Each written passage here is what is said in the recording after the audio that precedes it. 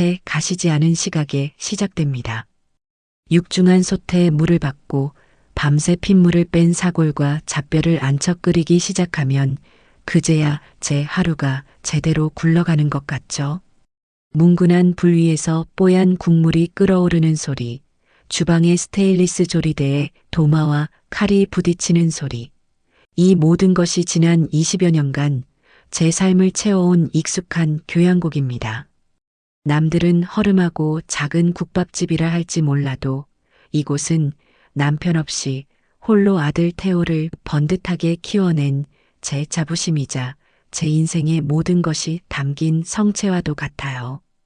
투박한 나무 테이블을 행주로 닦고 수저통을 채우고 오늘 담근 겉절이와 잘 익은 깍두기를 소담하게 가릇에 담아내면 어느새 가게 문을 열 시간이죠. 그러면 굶주린 배를 채우러 오는 시장 상인들부터 든든한 아침을 먹고 하루를 시작하려는 직장인들까지 제 국밥 한 그릇에 위로를 얻으려는 손님들로 작은 가게는 금세 활기를 띱니다. 저는 이 정직한 땀방울로 일궈낸 제 삶을 단 한 번도 부끄러워한 적이 없습니다. 그런 제 단단했던 세상에 조금씩 금이 가기 시작한 것은 아들 태호가 환하게 웃으며 며느리 지영이의 손을 잡고 나타났던 그날부터였을 겁니다. 어머니, 지영이가 이제 어머니 힘드실까봐 가게 일 도와드린대요. 그 말을 듣는 순간 저는 세상을 다 얻은 것처럼 기뻤어요. 이제 저 고된 주방 일도 좀 덜겠구나. 살가운 며느리랑 도란도란 이야기 나누며 일하면 얼마나 좋을까. 그런 헛된 기대를 품었었죠. 하지만 지영이가 생각하는 일은 제가 아는 일과는 전혀 다른 것이었어요. 지영이는 가장 정신없는 점심시간이 폭풍처럼 휩쓸고 지나간 뒤 오후 2시가 다 되어서야 가게의 모습을 드러냈습니다. 마치 백화점 쇼핑이라도 나온 사람처럼 머리부터 발끝까지 화사하게 꾸민 채로 말이죠. 가게 문을 열고 들어서는 순간 진한 국밥 냄새를 이기려는 듯 코를 찌르는 향수 냄새가 먼저 저를 맞이했습니다. 어머니, 저 왔어요. 어우, 아직도 손님이 있네요? 냄새는 여전하고. 그것이 보통 지영이의 첫 인사였어요. 와서는 앞치마를 두르기는커녕 손님들 눈에 잘 띄는 홀을 어슬렁거리며 빗물 주전자를 채우는 척 이미 깨끗한 테이블을 마른 행주로 훔치는 척하는 게 전부였죠. 그러고는 이내 구석자리에 자리를 잡고 앉아 최신형 휴대폰만 뚫어져라 들여다보았습니다. 제가 주방에서 산더미처럼 쌓인 설거짓거리와 씨름하며 허리가 끊어질 듯 아파와도 지영이는 철저하게 모르는 척했습니다. 지영아, 미안한데 저기 쌓인 그릇들만 좀 안으로 날라다 주겠니? 제가 보다 못해 한마디 건네면 그제야 세상을 다 잃은 표정으로 느릿느릿 일어났습니다. 네. 아이고, 이걸 어느 세월에 다 닦아요? 손에 냄새 배는 거 싫은데. 투덜거림은 덤이었죠. 저는 그런 며느리를 보며 속이 부글부글 끓어올랐지만 꾹 참아냈습니다. 이제 막 한솥밥 먹게 된 새 식구인데 시작부터 모진 시어머니 소리를 듣고 싶지는 않았으니까요. 그렇게 하루 한두 시간 남짓 가게에서 시간을 보내다 가는 지영이에게 저는 아들놈의 성화에 못 이겨 꼬박꼬박 월급까지 챙겨주었습니다. 태호는 지영이가 고생하는데 그 정도는 챙겨줘야지라고 했지만 뭐가 고생이라는 건지 저는 도무지 알 수가 없었죠. 진짜 문제는 한 달 전쯤부터 시작되었어요. 그날도 여느 때처럼 고된 하루를 마치고 낡은 계산기 앞에 앉아 하루 수입을 정산하고 있었습니다. 지폐를 한 장 한 장 세고 동전까지 탈탈 털어 맞추어 보는데 이상하게도 장부의 매출과 현금이 딱 맞아떨어지지 않는 겁니다. 정확히 2만 원이 부족했어요. 내가 오늘 뭘 잘못 계산했나? 어휴, 나이가 드니 정신이 오락가락하는구나. 처음에는 그저 제 기억력을 탓하며 대수롭지 않게 넘겼습니다. 하지만 기이한 일은 다음 날도 그 다음 날도 계속되었습니다. 하루는 3만 원, 또 하루는 2만 5천 원. 액수는 조금씩 달랐지만 매일같이 돈이 부족했습니다.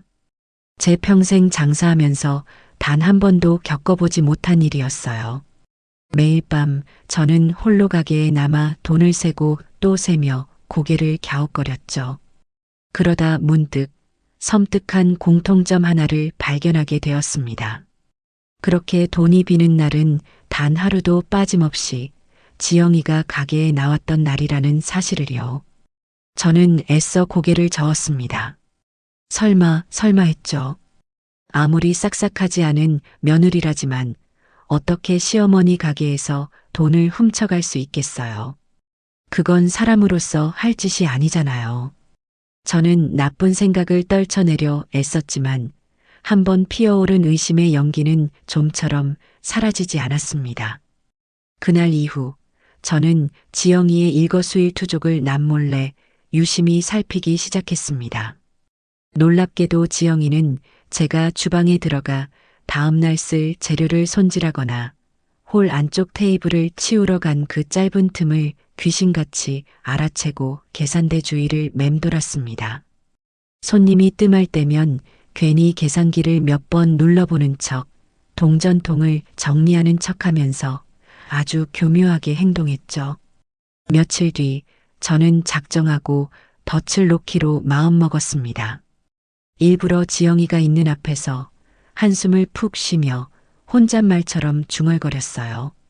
이상하다. 오늘도 딱 3만 원이 비네. 어째 매일 이러니 장사할 맛이 안 난다. 정말.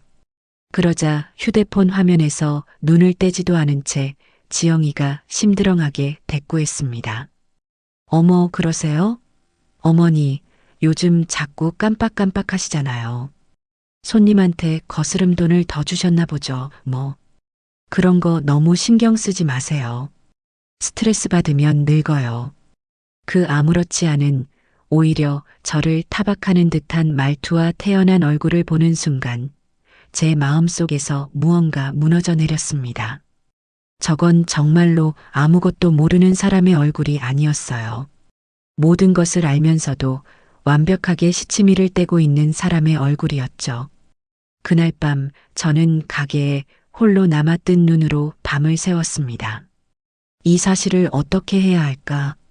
아들에게 솔직하게 털어놓아야 할까? 하지만 물증이 없잖아요. 섣불리 말했다가는 아들 부부 사이에 이간질이나 하는 못된 시어머니로 몰릴 것이 불 보듯 훤했습니다. 결국 며칠을 더 고민한 끝에 저는 마지막 방법을 쓰기로 결정했습니다. 조금도 내키지 않았지만 제 눈으로 직접 진실을 확인하기 위해서는 어쩔 수 없는 선택이었죠. 다음 날 아침이 되자마자 저는 보안업체에 전화를 걸어 가게에 작은 CCTV 하나를 설치해달라고 요청했습니다. 설치 기사는 점심시간이 끝난 뒤에 와서 30분도 안 되어 작업을 끝내고 돌아갔어요. 저녁 장사까지 모두 마치고 저는 태호에게 전화를 걸었습니다. 아들, 엄마 가게에 CCTV 하나 달았다. 수화기 너머로 아들의 귀찮음이 섞인 목소리가 들려왔어요. CCTV는 또 뭐하러요? 우리 가게에 뭐 훔쳐갈 게 있다고. 돈 아깝게. 요즘 세상이 하도 흉흉해야지. 시장 골목이라 밤 되면 무섭기도 하고 그냥 방범용으로 하나 있는 게 마음이 편할 것 같아서 그랬다. 알아서 하세요. 근데 엄마 그런 거 딸 돈 있으면 지영이 용돈이나 좀 더 줘요. 걔가 친구들 만나면 기죽는다고 엄마 가게 월급으로는 예쁜 옷 한 벌 사기도 힘들다고 맨날 하소연해요. 저는 그 말을 듣는 순간 말문이 턱 막혔습니다. 아들은 제 가게의 안전이나 제 걱정은 안중에도 없었어요. 오로지 자기 아내의 투정만이 중요한 아들이었죠. 저는 더 대꾸할 기운도 없어 알겠다고만 하고 전화를 끊었습니다. 텅 빈 가게에 홀로 남아 저는 천장 구석에 까맣게 자리 잡은 CCTV 렌즈를 물끄러미 올려다보았습니다. 저 작은 눈이 앞으로 제 삶을 얼마나 크게 뒤흔들어 놓을지 그때는 감히 짐작조차 할 수 없었죠. 다만 앞으로 아주 길고 힘든 싸움을 시작해야 할지도 모른다는 불길한 예감이 제 심장을 무겁게 짓누를 뿐이었습니다. 부디 제 모든 의심이 그저 늙은이의 기우이기를 저는 간절히, 정말 간절히 바랬습니다. CCTV를 달고 난 다음 날이었어요. 밤새 잠을 설친 탓에 몸은 솜이 물에 젖은 듯 무거웠지만 정신은 오히려 얼음물에 세수한 것처럼 맑아오더군요. 가게 천장 구석에 자리 잡은 작고 검은 렌즈가 꼭 저를 내려다보는 것만 같아 괜히 마음이 불편했죠. 제 손으로 단 물건인데도 꼭 제 삶의 한 구석을 들켜버린 기분이랄까요. 그날은 이상하게 지영이가 평소보다 훨씬 늦게 해가 뉘엿뉘엿 넘어갈 무렵인 3시가 다 되어 가게에 나타났어요. 어제 새로 한 게 분명한 화려한 손톱을 연신 호호 불어가며 들어서는 모습이 도저히 일하러 온 사람의 태도는 아니었죠. 어머니, 저 왔어요. 어우, 날씨는 왜 이렇게 더운지 몰라요. 가게는 에어컨을 틀어도 후덥지근하고 이러니 제가 맨날 피부가 뒤집어지죠. 오자마자 늘어놓는 불평을 한 귀로 흘려들으며 저는 말없이 고개만 까딱했어요. 지영이는 그게 당연하다는 듯 가게 구석에 자기 명품 가방을 던지듯 내려놓고는 곧장 냉장고로 달려가 시원한 음료수부터 꺼내 벌컥벌컥 마시더군요. 오늘따라 손님이 없었나 봐요. 가게가 텅 비었네. 제가 점심시간 내내 허리 한번 제대로 펴지 못하고 국밥을 몇십 그릇이나 말아낸 것은 보이지도 않는 모양이었어요. 저는 아무 대꾸 없이 끓고 있는 육수 위로 둥둥 떠오른 기름을 정성껏 걷어냈죠. 오늘 어쩌면 모든 진실이 밝혀질지도 모른다는 생각에 심장이 발밑으로 쿵 하고 내려앉는 기분이었습니다. 기회는 정말 생각보다 빨리 찾아왔어요. 20년 넘게 고기를 대온 단골 거래처 정육점 사장님에게서 전화가 걸려온 거예요. 새로 들어온 소자뼈 상태가 기가 막히게 좋은데 지금 바로 와서 눈으로 보고 가져가지 않으면 다른 식당에 다 넘겨야 한다는 다급한 목소리였죠. 평소 같았으면 저녁 장사 마치고 들르겠다고 했겠지만 그 순간 제 머릿속에서는 전혀 다른 계획이 번개처럼 스쳐 지나갔습니다. 지영아, 나 정육점에 잠깐만 좀 다녀와야겠다. 한 30분이면 충분할 거야. 그동안 가게 좀 잘 보고 있어 주렴. 혹시 손님 오시면 국밥은 아직 준비 안 됐다고 하고 시원한 물이라도 좀 챙겨드리고. 네, 지금 어딜 가신다고요? 저 혼자 이 넓은 가게에 있으라고요? 저 이런 거 한 번도 해본 적 없어서 무서운데. 지영이는 대놓고 싫은 티를 팍팍 냈지만 저는 못 들은 척하며 주방에 걸어두었던 앞치마를 풀었어요. 금방 올 거니까 걱정 말고 있어. 그리고 혹시 모르니 계산대에 돈 넉넉히 뒀으니까 외상값 받으러 오는 사람 있으면 거기서 계산해주고. 제가 일부러 계산대와 돈 이야기를 강조해서 꺼내자 지영이의 눈이 순간 반짝이는 것을 똑똑히 봤어요. 저는 겉옷을 대충 챙겨 입고 가게를 나섰죠. 하지만 제 발걸음은 정육점으로 향하지 않았어요. 대신 시장 골목을 크게 돌아 가게가 보이지 않는 낡은 전봇대 뒤에 몸을 숨겼죠. 그리고는 주머니에서 휴대폰을 꺼내 어제 설치한 실시간 CCTV 앱을 조용히 실행했어요. 손바닥만 한 작은 화면 속에 텅 빈 가게와 계산대 주위를 어슬렁거리는 지영이의 모습이 선명하게 들어왔습니다. 제 심장이 쿵쿵 하고 제 의지와는 상관없이 세차게 울리기 시작했어요. 지영이는 제가 정말로 갔는지 확인이라도 하려는 듯 가게 유리문을 빼꼼히 열고 밖을 한번 쓱 훑어보더군요. 그리고는 이내 안심한 얼굴로 다시 들어와 문을 닫았죠. 잠시 후를 어슬렁거리며 휴대폰을 만지작거리던 지영이는 이내 한치의 망설임도 없이 곧장 계산대로 다가갔습니다. 마치 자기 돈을 꺼내는 사람처럼 아주 자연스럽고 능숙하게 계산기 아래의 현금통을 열었어요. 지영이는 그 안에 있던 10,000원짜리와 50,000원짜리 지폐를 몇 장 세어보는 척하더니 그중 50,000원권 한 장과 10,000원권 2장을 재빨리 뽑아 자신의 하늘색 원피스 주머니 깊숙한 곳으로 찔러 넣었습니다. 너무나도 빠르고 익숙해서 오히려 비현실적으로 느껴지는 손놀림이었죠. 제 휴대폰 화면 속에서 벌어지고 있는 그 모든 장면이 꼭 현실이 아닌 텔레비전 드라마의 한 장면처럼 느껴졌어요.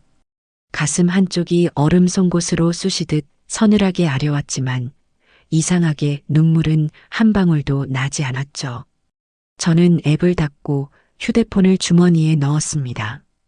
그리고는 아무 일도 없었다는 듯 천천히 가게로 돌아갔죠.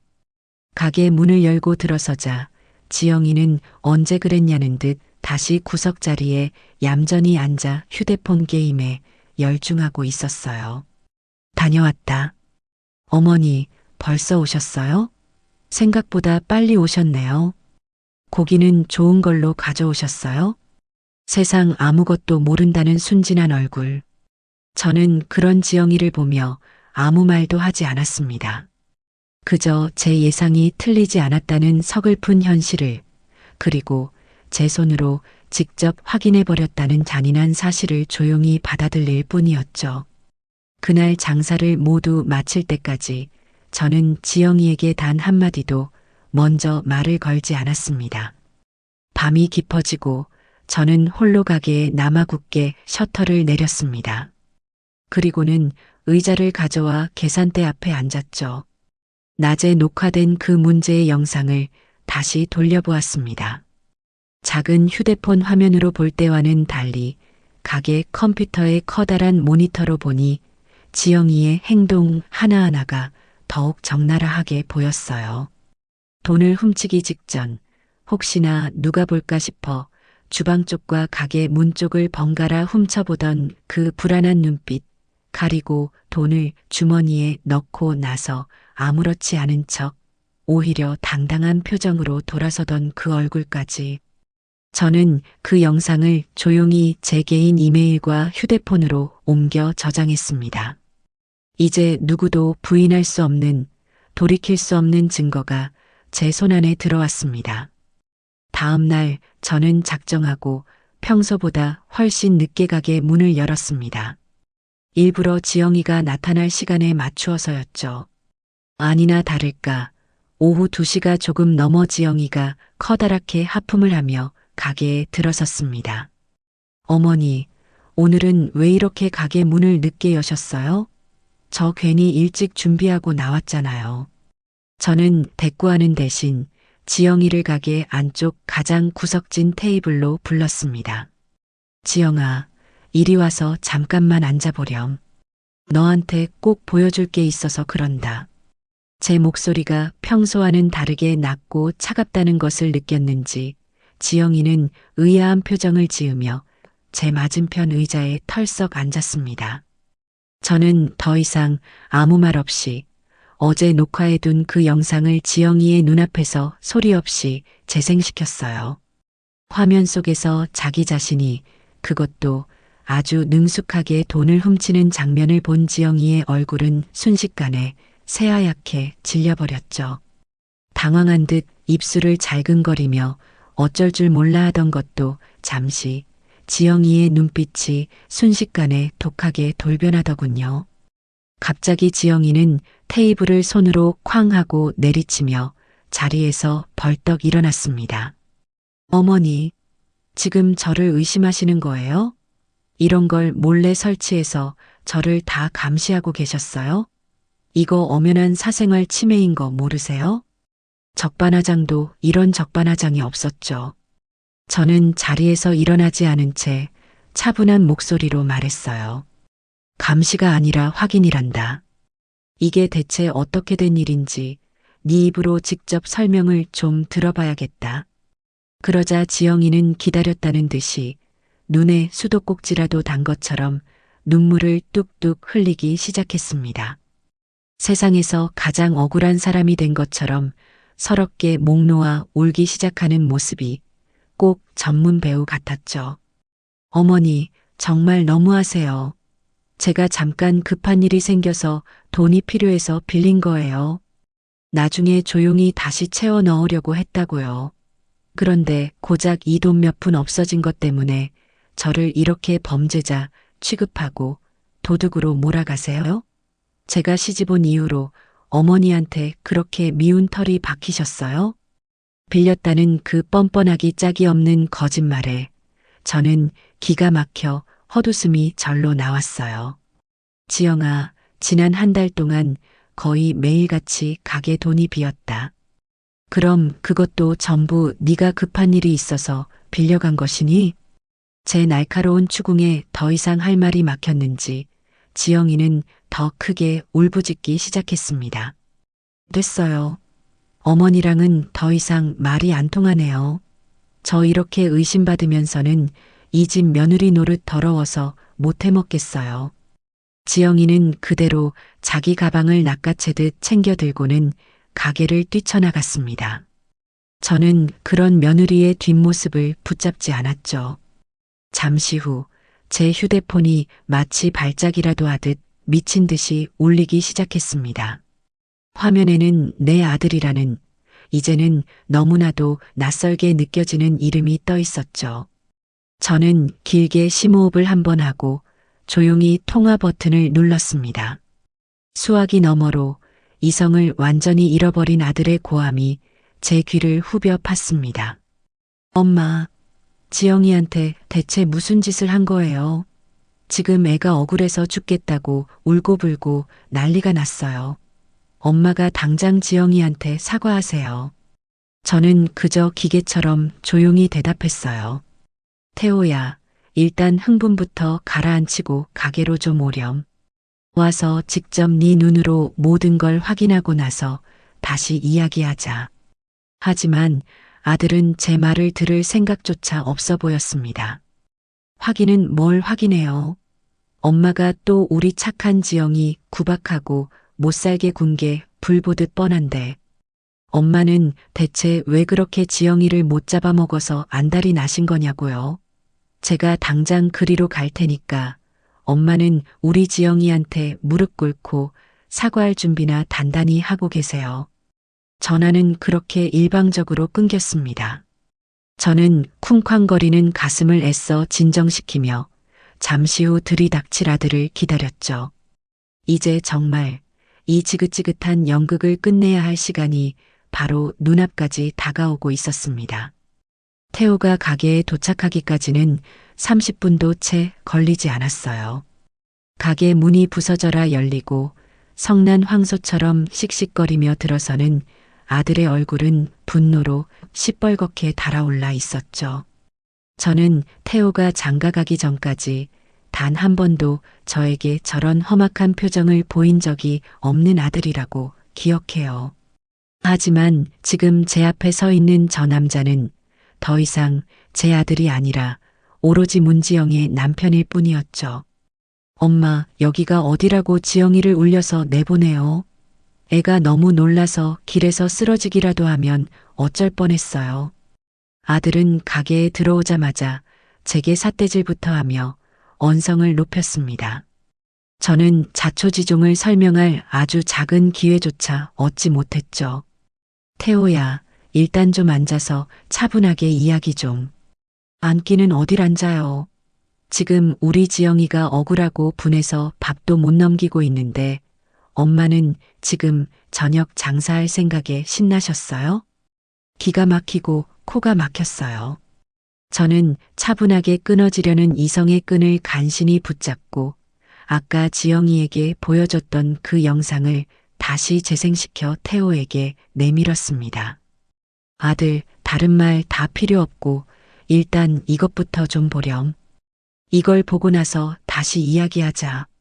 하지만 태호는 제 휴대폰 화면을 쳐다보려고도 하지 않았습니다. 오히려 벌레라도 보는 듯한 표정으로 제 손을 아주 거칠게 탁 쳐냈죠. 제 손에서 미끄러진 휴대폰이 타일 바닥으로 떨어지며 텅하는 둔탁한 소리를 냈습니다. 이딴 거 볼 필요 없어요. 안 봐도 뻔하잖아요. 엄마가 우리 지영이 못살게 구는 장면이라도 교묘하게 편집해서 만들어 놓으셨어요? 엄마, 저한테 정말 실망이에요. 어떻게 한 가족이 된 사람을 그렇게 못 믿으세요? 못 믿는 게 아니라 이게 사실이니까. 사실은 무슨 놈의 사실. 엄마가 평소에 지영이한테 얼마나 모질게 대하고 사사건건 닥달했으면 애가 오죽했겠냐고요. 가게에서 돈 몇 푼 사라졌으면 엄마가 그냥 모르는 척 채워 넣으면 그만이지. 그걸 굳이 애를 잡아서 돈내 망신을 줘야 했어요? 아들의 입에서 쏟아져 나오는 말들은 날카로운 유리 조각이 되어 제 심장에 하나하나 박히는 것 같았어요. 아, 내 아들놈은 이미 정상이 아니구나. 저 여자의 거짓 눈물에 눈이 멀고 귀가 멀어 눈앞에 진실을 볼 생각조차 없는 거구나. 저는 바닥에 나뒹구는 휴대폰을 주워들 생각도 하지 못한 채 그저 제 아들의 얼굴을 멍하니 바라보았습니다. 제 침묵을 긍정의 의미로 받아들인 건지 태호는 더욱 기세등등하게 저를 몰아세웠어요. 왜 아무 말이 없으세요? 이제 와서 좀 미안한 마음이 드세요? 우리 지영이 겉으로는 강한 척해도 속은 엄청 여려서 상처 한번 받으면 정말 오래가는 애란 말이에요. 엄마 때문에 우리 애한테 무슨 문제라도 생기면 제가 엄마 절대로 용서 못할 줄 아세요. 우리 애라니요. 마치 제가 자기 아내를 잡아먹으려는 호랑이 시어머니라도 되는 것처럼 말하는 아들의 모습에 마지막까지 남아있던 아주 작은 정마저 산산조각 나는 기분이었습니다. 저는 마지막으로, 정말 마지막으로 아주 작은 기대를 걸고 아들에게 물었어요. 태호야, 그래서 너는 지금 네 엄마 말은 단 한마디도 들어보지 않고 무조건 네 아내의 눈물 섞인 말만 믿겠다는 거니? 그 질문에 태호는 1초의 망설임도 없이 오히려 당연하다는 듯이 대답했습니다. 당연하죠. 제가 죽도록 사랑해서 결혼한 제 아내잖아요. 엄마는 평생을 같이 살아온 가족이고 지영이는 제가 이제부터 평생을 책임지고 지켜줘야 할 여자라고요. 그 말을 듣는 순간 저는 모든 것을 포기했어요. 더 이상의 대화는 아무런 의미가 없었죠. 태호는 이내 제게 최후 통첩이라도 하듯 말했습니다. 제 아내를 울리는 사람은 그게 엄마라고 해도 저는 용서 못해요. 당장 지영이한테 가서 무릎 꿇고 진심으로 사과하세요. 만약 그렇게 못하시겠다면 저도 다시는 엄마 얼굴 볼 생각 없습니다. 저는 그가 짜는 협박에 아무런 대답도 하지 않았습니다. 그저 제 배 아파 낳은 저 어리석고 가여운 아들을 조용히 바라볼 뿐이었죠. 제 침묵에 더욱 화가 머리끝까지 치민 것일까요? 이성을 완전히 상실해버린 태호는 갑자기 제 앞으로 성큼 다가서더니 다짜고짜 오른손을 높이 들어 올렸습니다. 그리고 다음 순간 짝 하는 귀가 먹먹해질 정도로 날카로운 파열음과 함께 제 왼쪽 뺨에 불덩이가 떨어진 듯한 통증이 느껴졌습니다. 세상이 한순간 멈추는 것 같았어요. 가게 안의 모든 소음이 사라지고 제 귀에서는 윙하는 날카로운 이명만이 끝없이 맴돌았죠. 제 아들의 손바닥이 제 평생을 바쳐 키워낸 아들의 손이 제 뺨을 세차게 내리쳤습니다. 제 평생 먼저 세상을 떠난 제 남편에게도 맞아본 적 없는 뺨을 제 아들의 손에 맞은 겁니다. 충격으로 몸이 심하게 휘청거렸지만 저는 넘어지지 않으려 필사적으로 다리에 힘을 주고 버텼습니다. 고개가 돌아갔던 방향 그대로 저는 한동안 멈춰 서 있었습니다. 뺨에 타는 듯한 통증보다 심장이 갈기갈기 찢어지는 듯한 고통이 훨씬 더 컸습니다. 하지만 이상하게도 눈물은 나오지 않았어요. 오히려 머릿속이 얼음장처럼 차갑게 식으면서 복잡했던 모든 상황이 놀라울 정도로 명료하게 정리되기 시작했죠. 저는 천천히 고개를 돌려 다시 아들을 마주 보았어요. 아들은 자기가 방금 무슨 짓을 저질렀는지 스스로 깨달았는지 아니면 제 반응에 놀란 건지 살짝 당황한 얼굴로 저를 보고 있었습니다. 하지만 그 얼굴 어디에서도 미안함이나 후회 같은 감정은 단 한 조각도 찾아볼 수 없었죠. 저는 아무런 감정이 실리지 않은 제 자신도 놀랄 만큼 차분하고 냉정한 목소리로 입을 열었습니다. 그래, 이게 네 진심이구나. 아주 잘 알겠다. 그 말을 끝으로 저는 더 이상 아들을 쳐다보지 않았습니다. 대신 허리를 숙여 바닥에 떨어져 있던 제 휴대폰을 조용히 주워들었죠. 다행히 액정은 깨지지 않았더군요. 저는 휴대폰에 묻은 먼지를 손으로 툭툭 털어냈습니다. 그리고는 가게 출입문을 턱으로 가리키며 말했어요. 이제 볼일 다 끝났으면 그만 돌아가라. 그리고 내 가게에 다시는 발 들여놓을 생각 마라. 너랑 나 오늘부로 완전히 끝이다. 제 단호하고 싸늘한 태도에 태호는 잠시 할 말을 잃은 듯 보였습니다. 엄마, 지금 그게 무슨 말이에요? 못 들었니? 너는 이제 더 이상 내 아들이 아니고 나도 더 이상 네 엄마가 아니다. 그러니까 당장 내 눈앞에서 사라지라고. 저는 태호를 그대로 지나쳐 주방으로 들어갔습니다. 그리고는 앞치마를 고쳐 두르고 마치 방금 전 아무 일도 없었다는 듯이 저녁 장사를 위한 재료 손질을 시작했죠. 등 뒤에서 태호가 무어라 더 소리치는 것 같았지만 저는 듣지 않았습니다. 제 세상에서 박태호라는 존재는 바로 방금 전 제 뺨을 내리친 그 순간 완벽하고 영원하게 지워졌으니까요. 아들놈이 가게를 뛰쳐나가고 난 뒤에도 저는 한참 동안이나 말없이 깍두기만 썰었어요. 단단한 무가 칼날 아래서 서걱, 서걱하고 잘려나가는 소리만이 가게 안에 무거운 정적을 깨고 울렸죠. 뜨겁게 달아올랐던 뺨은 시간이 지나면서 어느새 감각이 무뎌졌지만 심장 가장 깊은 곳에서부터 차가운 분노가 시퍼런 칼날처럼 솟아오르는 것이 선명하게 느껴졌습니다. 주저앉아 울거나 절망에 빠져 있을 시간조차 아까웠어요. 제 머릿속은 앞으로 해야 할 일들의 순서를 정리하며 그 어느 때보다 빠르고 냉정하게 회전하기 시작했죠. 그날 저녁 장사를 어떻게 마쳤는지 잘 기억나지 않아요.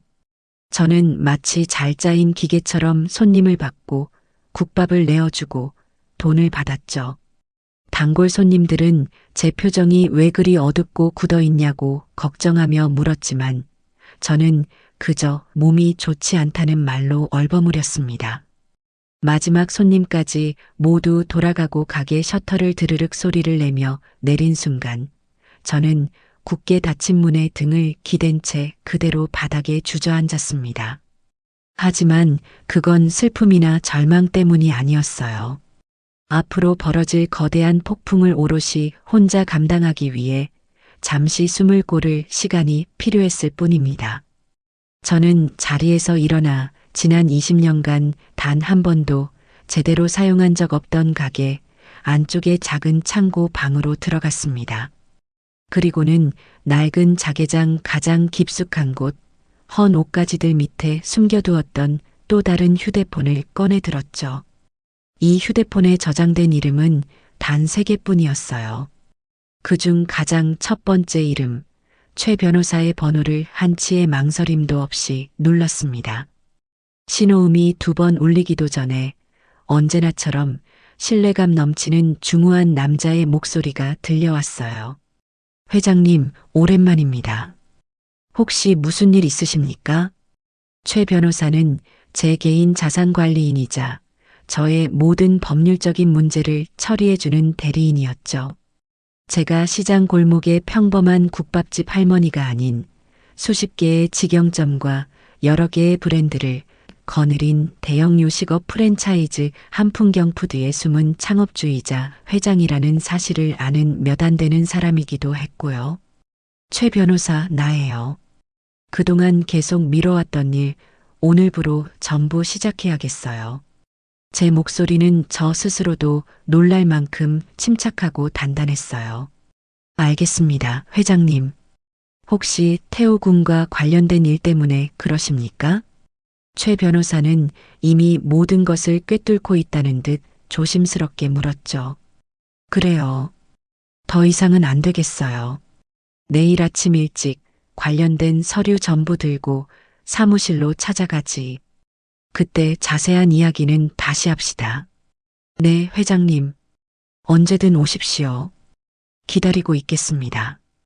짧은 통화를 마치고 저는 다시 가게 홀로 나왔어요. 그리고는 태호에게서 걸려올 전화를 조용히 기다렸죠. 아니나 다를까 다음날 오전이 되자 태호에게서 전화가 걸려왔습니다.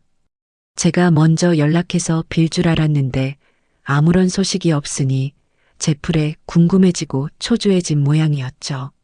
엄마, 어제는 제가 좀 너무 흥분해서 실수했어요.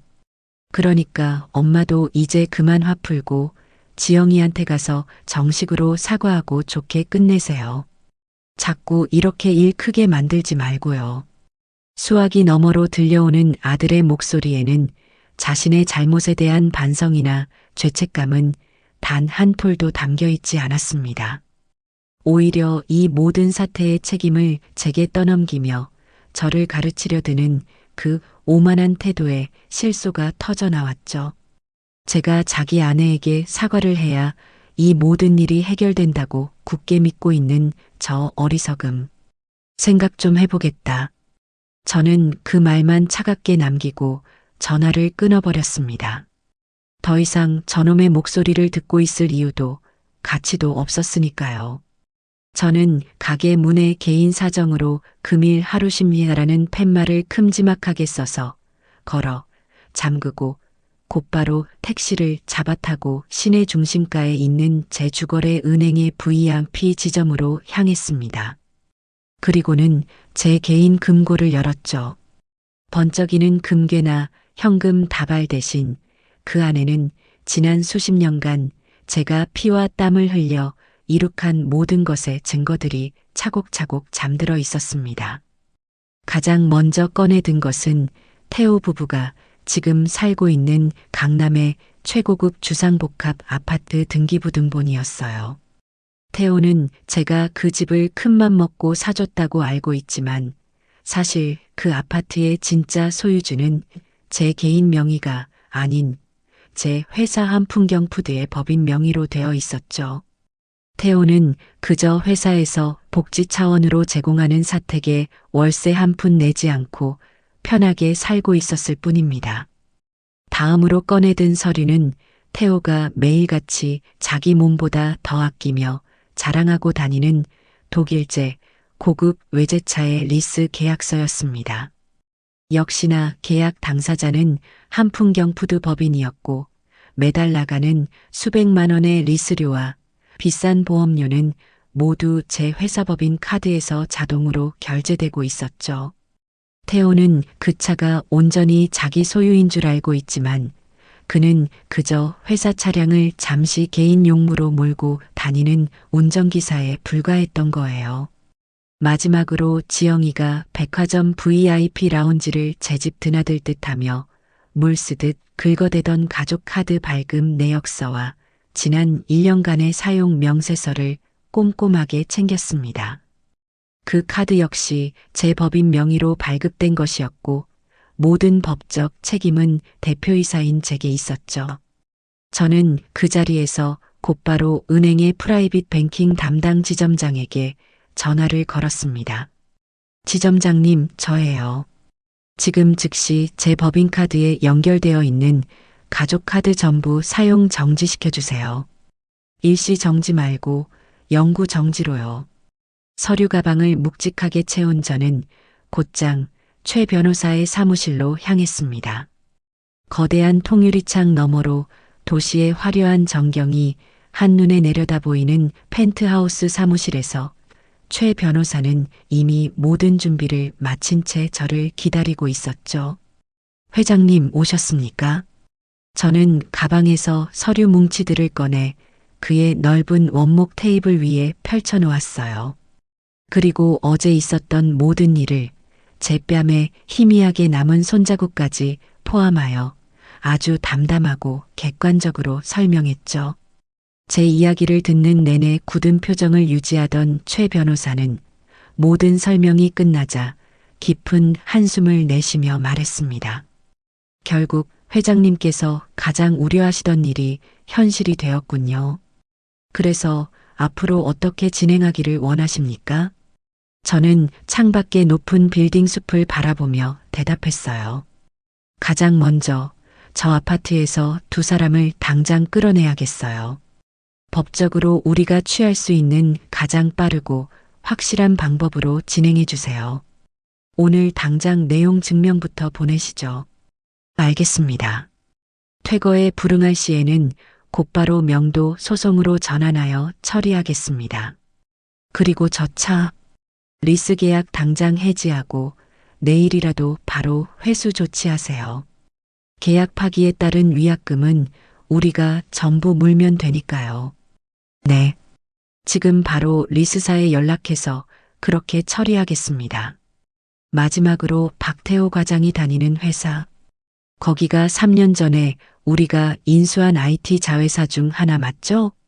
최 변호사는 제 말에 조용히 고개를 끄덕였어요. 네, 맞습니다, 회장님. 저는 차가운 목소리로 마지막 지시를 내렸습니다. 그 회사 윤리감사팀에 정식으로 제보하세요. 박태호 과장의 가족 간 금전 문제 및 부적절한 처신으로 인한 기업 이미지 실추 우려에 대한 내용으로요. 발신인은 최 변호사 당신의 법무법인 명의로 하고요. 증거 자료는 내 가게 CCTV 영상 파일이면 충분하겠지. 최 변호사는 제 말에 잠시 놀란 듯 했지만 이내 모든 것을 결심한 제 눈빛을 보고는 더 이상 아무것도 묻지 않고 말없이 고개를 끄덕였습니다. 이제 모든 주사위는 던져졌어요.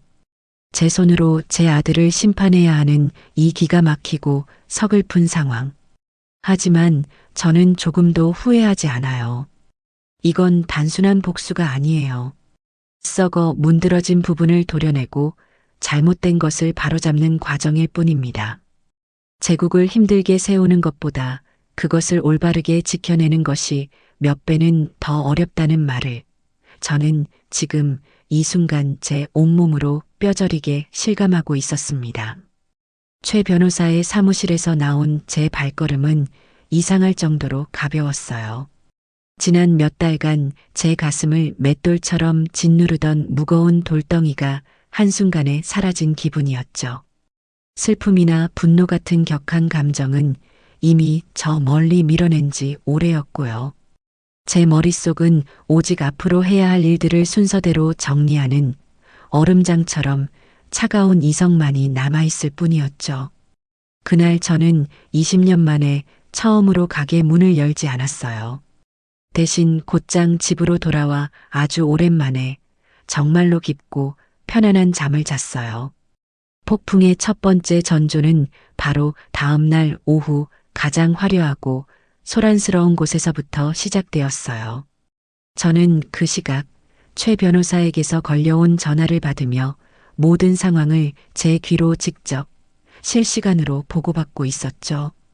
그날 지영이는 어김없이 마음 맞는 친구들과 함께 백화점 명품관을 돌아다니고 있었다고 해요. 제가 쥐어준 법인카드가 이미 정지된 사실은 꿈에도 모른 채 말이에요. 지영이는 친구들 앞에서 자신의 부유함을 과시라도 하듯 매장에 들어서자마자 이번 시즌 신상품으로 나온 수백만 원짜리 가방을 한치의 망설임도 없이 집어들었다고 합니다. 어머, 지영아. 너 저번 주에도 비슷한 가방 사지 않았어? 정말 대단하다. 남편이 돈을 대체 얼마나 잘 버는 거야? 친구의 부러움이 가득 섞인 말에 지영이의 어깨가 하늘 높은 줄 모르고 으쓱 올라갔겠죠. 이건 우리 어머님이 사주시는 거야. 내가 가게 일 조금 도와주는 게 그렇게 기특하시다나 뭐라나. 솔직히 귀찮아 죽겠는데 자꾸 이렇게 비싼 걸 사주시니까 어쩔 수 없이 가끔 나가주는 거지 뭐. 제 흉을 보면서 자기 자신을 포장하는 그 뻔뻔함. 지영이는 의기양양한 표정으로 가방을 들고 계산대로 향했고 지갑에서 아주 익숙하게 제 카드를 꺼내 점원에게 건넸다고 해요. 일시불로 해주세요. 하지만 잠시 후 점원의 표정이 미묘하게 굳어지기 시작했죠. 고객님, 정말 죄송하지만 카드 한도 초과라고 나오는데요. 지영이는 어이가 없다는 듯 코웃음을 치며 대꾸했다고 하죠. 한도 초과요? 그게 무슨 말도 안 되는 소리예요. 이 카드는 한도 같은 거 없는 카드예요. 기계가 잘못됐나 본데 다시 한번 제대로 긁어봐요. 점원은 몇 번이고 다시 카드를 단말기에 긁었지만 결과는 마찬가지였어요. 주변에서 쇼핑하던 사람들과 친구들이 수군거리는 시선이 느껴지자 지영이의 얼굴이 슬슬 토마토처럼 붉어지기 시작했대요. 아니, 이 기계가 고장난 게 분명하네. 답답하게 카드사에 직접 전화해서 확인 좀 해봐요. 우리 어머님이 어떤 분이신 줄 알고 감히. 결국 점원은 카드사 고객센터에 직접 전화를 걸었고 잠시 후 아주 곤란하고 난처한 표정으로 지영이에게 말했어요. 고객님, 정말 죄송합니다만 확인해 본 결과 카드 소유주 본인의 직접적인 요청으로 이 카드는 어제 날짜로 영구 사용 정지 처리가 되었다고 합니다. 그 말을 듣는 순간 지영이의 얼굴은 잘 닦은 백자처럼 새하얗게 질려버렸다고 해요. 영구 정지라는 말이 무슨 뜻인지 모를 리가 없었겠죠. 친구들은 애써 안타까운 척 등을 토닥이며 위로했지만 그들의 눈에는 숨길 수 없는 조롱과 고소함이 가득했다고 합니다. 결국 지영이는 그토록 갖고 싶어 하던 비싼 가방을 계산대 위에 도로 올려놓고 불타는 얼굴로 매장을 뛰쳐나올 수밖에 없었죠. 그날 저녁 저는 최 변호사로부터 카드 정지 이후 지영이가 평소 즐겨 찾던 고급 레스토랑과 피부 관리실에서도 결제를 시도하다가 연달아 망신을 당했다는 추가적인 보고를 전해 들었어요. 두 번째 타격은 당연히 그 남편인 태호에게로 향했죠. 그 시각 태호는 회사에서 중요한 프레젠테이션을 아주 성공적으로 막 끝내고 한껏 자신감에 찬 얼굴로 퇴근 준비를 하고 있었을 거예요. 늘 그랬던 것처럼 지하 주차장에 고이 모셔둔 자신의 번쩍이는 독일제 세단을 향해 기분 좋게 걸어갔죠. 그런데 차 문을 열려던 바로 그 순간 낯선 번호로 전화 한 통이 걸려왔습니다. 네, 박태호입니다만. 안녕하십니까, 고객님. 저희는 차량 금융을 담당하는 회사입니다. 고객님께서 현재 운용 중이신 차량의 리스 대금이 2달째 미납 상태라 확인차 연락드렸습니다.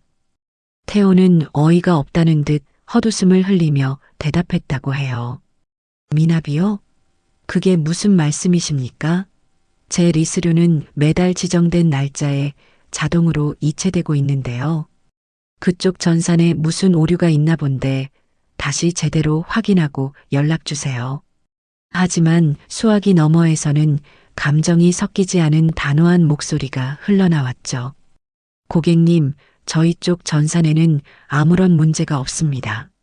리스 계약의 주체인 귀사의 모기업 측에서 지난달부터 리스료 지급을 공식적으로 중단한 것으로 확인됩니다. 계약서에 명시된 대로 이번 주 금요일까지 미납된 금액이 해결되지 않을 시 저희는 즉시 차량 회수 절차에 들어갈 예정입니다. 모기업이라는 단어를 듣는 순간 태호의 머릿속이 복잡하게 꼬여 들어가기 시작했겠죠. 그 차는 제가 사준 것이 아니라 제가 소유한 회사의 법인 명의로 리스해주고 있던 것이었으니까요. 태호는 당황해서 언성을 높이며 따져 물었지만 금융사 직원은 기계처럼 같은 말만 반복할 뿐이었어요. 결국 태호는 그날 자신의 분신처럼 아끼던 차를 주차장에 그대로 세워두고 평생 타본 적 없는 찝찝한 기분으로 만원 버스에 몸을 싣고 퇴근해야만 했죠. 그가 그토록 자랑스러워하던 에마가 사실은 자기 것이 아니었다는 사실을 어렴풋이 그리고 아주 불길하게 깨닫기 시작하면서요. 그날 밤 태호 부부의 집은 그야말로 얼음장 같은 전쟁터였을 겁니다. 지영이는 백화점에서 당한 망신에 대한 분풀이를 온전히 태호에게 해댔을 거고 태호는 영문도 모를 리스류 미납 문제로 머리가 터질 지경이었겠죠. 서로에게 책임을 떠넘기며 삿대질을 하고 있을 바로 그 순간 그들의 불행에 마침표를 찍을 마지막 한 방이 날아들었습니다. 딩동. 아파트 인터폰이 울렸고 관리사무소라는 차분한 안내 멘트가 흘러나왔어요. 박태호님 댁 맞으십니까? 잠시 안내 말씀드립니다. 다음 달부터는 월세 및 관리비 납부 계좌가 변경될 예정이니 착오 없으시길 바랍니다. 새로운 임대인 측 법무법인에서 조만간 정식으로 관련 안내문을 우편으로 발송할 예정이라고 합니다. 월세 그리고 임대인이라는 단어를 듣는 순간 두 사람은 잠시 말을 잃고 서로의 얼굴만 쳐다보았을 겁니다. 그들은 자기들이 사는 이 최고급 주상복합 아파트가 당연히 제 명의로 된 자가인 줄로만 철석같이 믿고 있었을 테니까요. 하지만 현실은 전혀 달랐죠.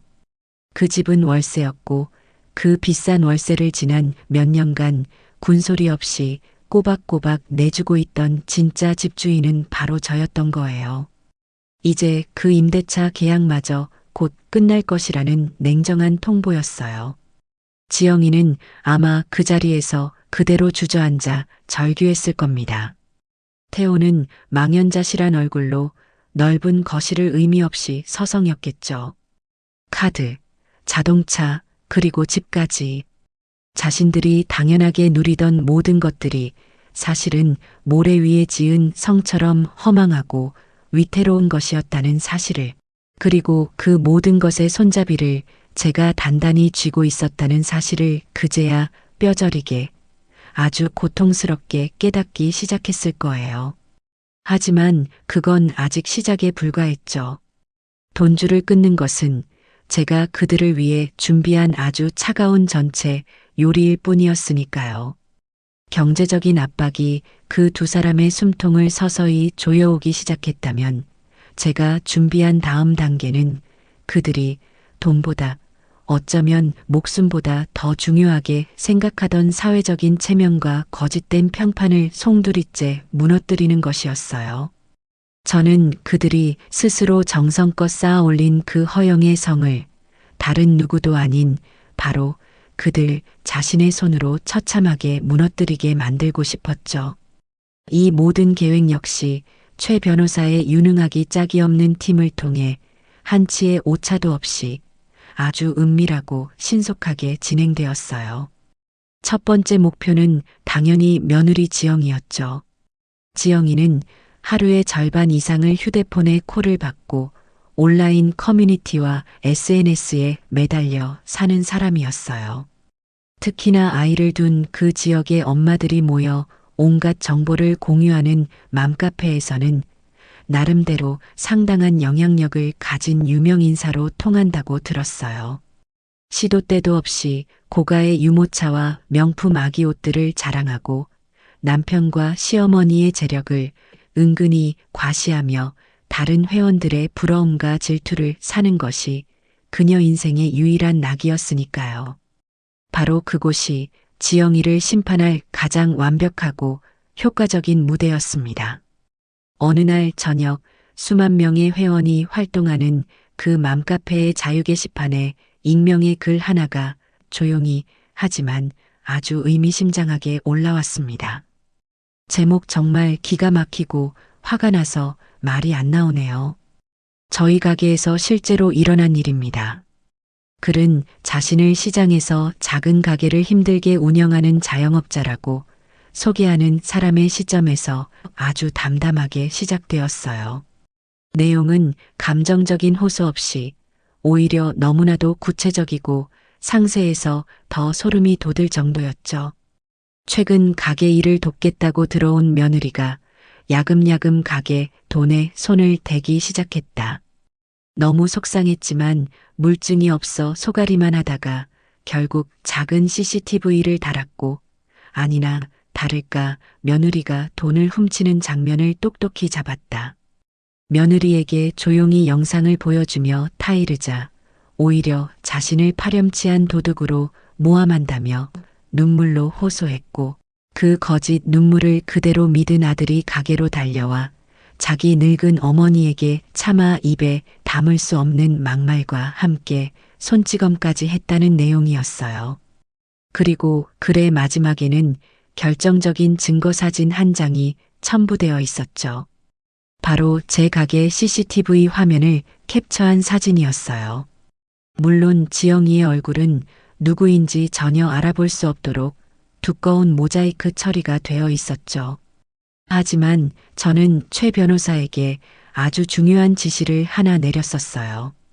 지영이가 그날 들고 있던 국내에 몇 개 들어오지도 않은 한정판 명품 가방과 그녀가 평소 SNS에 시계처럼 자랑하던 독특한 디자인의 고가 팔찌만큼은 절대로 모자이크 처리하지 말라고요.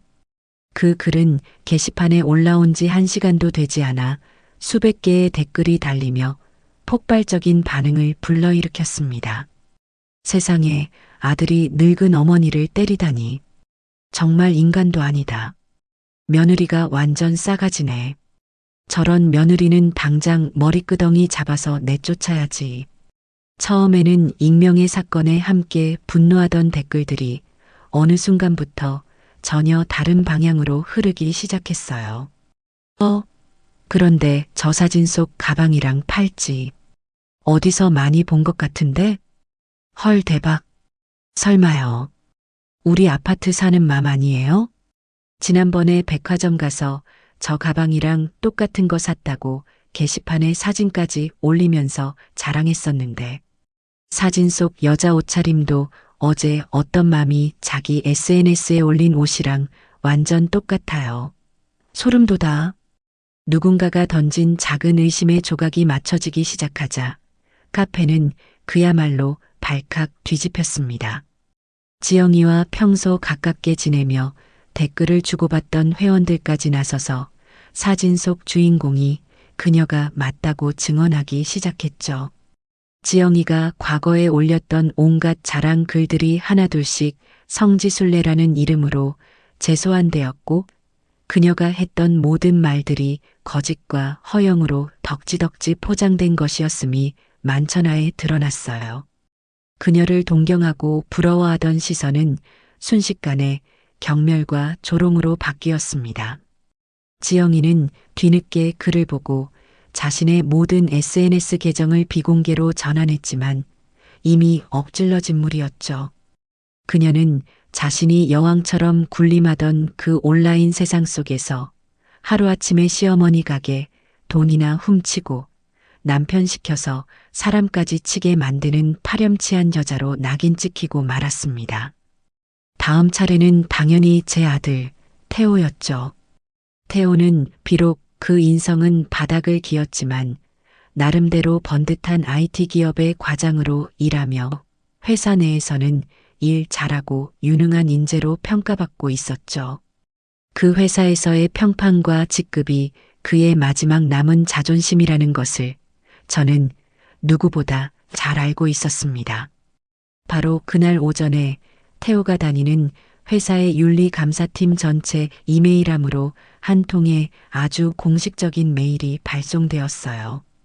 발신인은 국내에서 최고로 손꼽히는 이름만 대면 누구나 아는 대형 법무법인 바로 최 변호사의 회사였죠. 제목 귀사 소속 직원 박태호 과장의 가족 간 금전 문제 및 부적절한 처신에 대한 심각한 우려 표명 및 내부 감사 요청. 메일의 내용은 아주 간결하고 명확했지만 그 무게는 결코 가볍지 않았어요. 박태호 과장이 자신의 아내가 저지른 명백한 절도 행위를 옹호하는 과정에서 자신의 직계존속인 어머니에게 차마 입에 담기 힘든 언어적 모욕과 함께 심각한 수준의 물리적인 위해를 가한 정황을 포착했다.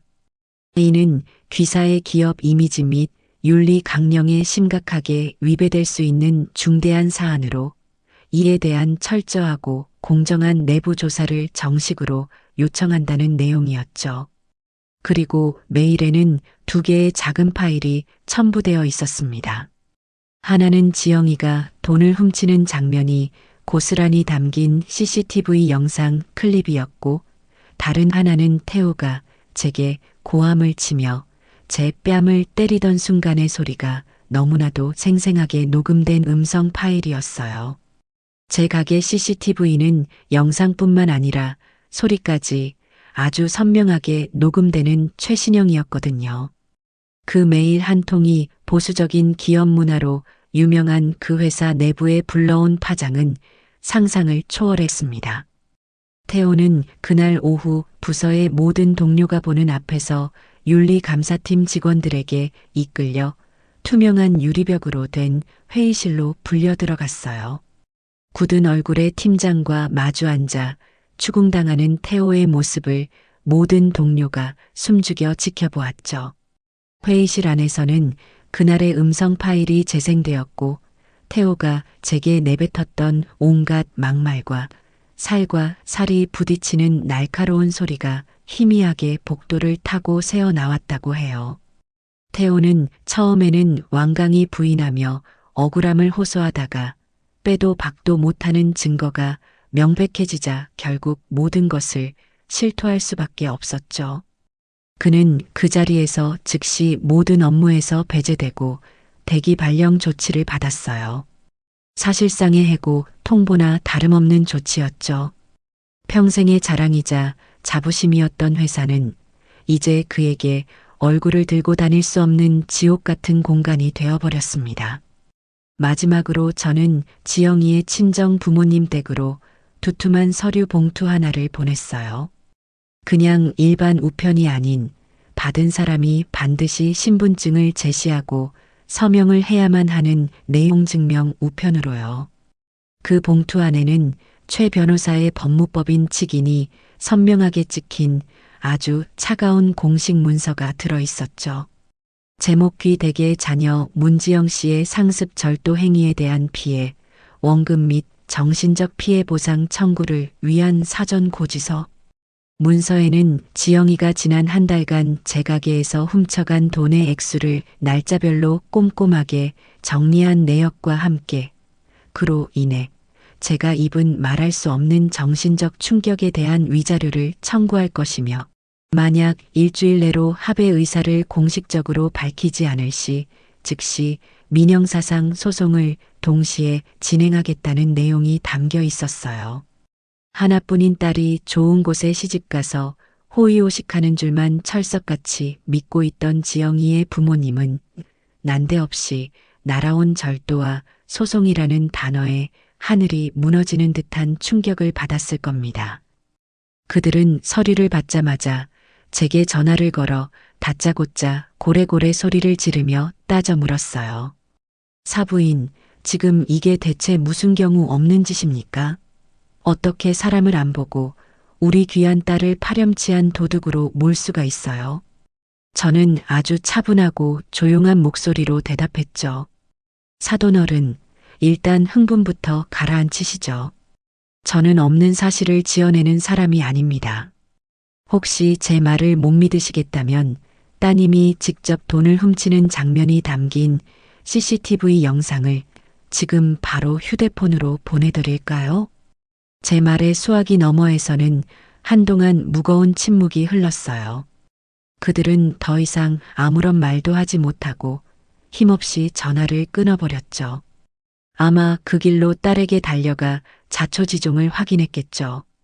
그리고는 모든 것이 사실이라는 것을 깨닫고 깊은 절망에 빠졌을 겁니다.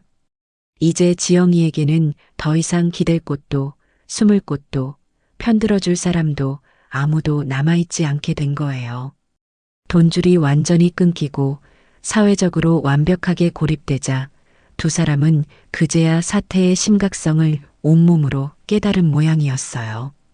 그동안 하늘을 찔렀던 오만하고 당당하던 태도는 온데간데 없고 벼랑 끝에 몰린 생쥐처럼 불안에 떨기 시작했죠.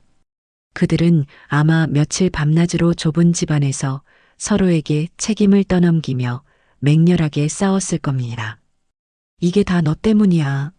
라는 날카로운 고성이 그 텅 빈 아파트에 가득 울려 퍼졌겠죠.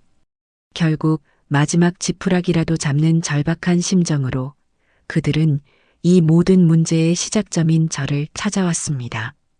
그날은 유난히 차가운 가을비가 추적추적 내리는 날이었어요. 며칠 밤낮을 제대로 못 잔 듯 엉망이 된 몰골의 태호와 지영이가 제 가게 앞에 나타났을 때 가게의 낡은 셔터는 굳게 내려져 있었죠. 셔터에는 내부 수리 관계로 당분간 휴업합니다라는 제가 직접 쓴 삐뚤빼뚤한 팻말이 붙어 있었고요. 두 사람은 닫힌 셔터를 마치 미친 사람처럼 주먹으로 쾅쾅 두드리며 제 이름을 절박하게 외쳤습니다. 엄마, 안에 계신 거 다 알아요. 제발 문 좀 열어보세요.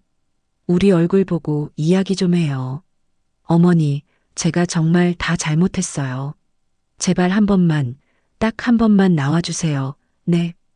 애원과 고함이 뒤섞인 그들의 목소리는 차가운 빗소리에 묻혀 처량하게 울렸습니다.